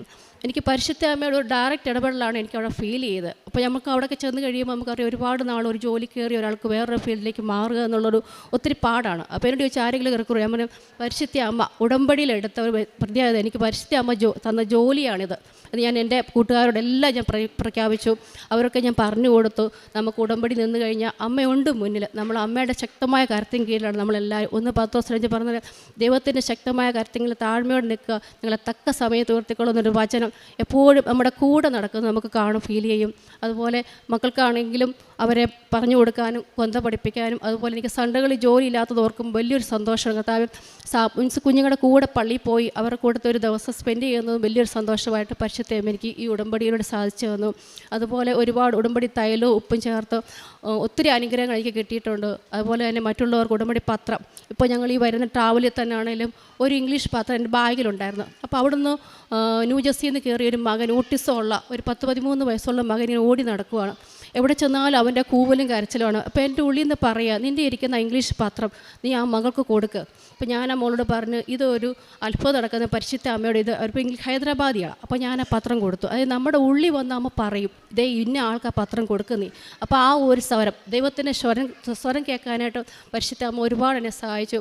കുടുംബത്തെ ചേർത്ത് നിർത്തി, നമ്മൾ കുടുംബങ്ങളോട് ചേർന്ന് പ്രാർത്ഥിക്കാനുള്ള കൃപ കിട്ടി. അതുപോലെ ഒരുപാട് എൻ്റെ ഞാൻ നേഴ്സായിട്ട് ജോലി ഞാൻ പറഞ്ഞു, എൻ്റെ കാരുണ്യപ്രവർത്തികൾ പറഞ്ഞാൽ നമുക്ക് ഒരു ശകല സമയം ജോലി കിട്ടുകയില്ല. അത് പോയിട്ട് അവരടുത്ത് പോയി നിന്ന് നേരെ അവർ ശുശ്രൂഷിക്കാനും, നമുക്ക് ഏടുകൾ ചെയ്യേണ്ട പണികൾ പലപ്പോഴും നമ്മളെടുത്തുകൊണ്ട് അപ്പോഴെല്ലാം പറയും നീ ഉടമ്പടിയിലാണ്, എൻ്റെ പേഷ്യൻ്റ് എന്ന് പറഞ്ഞ് എൻ്റെ ദൈവത്തിന് അല്ലെങ്കിൽ അവർക്ക് കൃപ കിട്ടുന്ന രീതിയിലാണ്.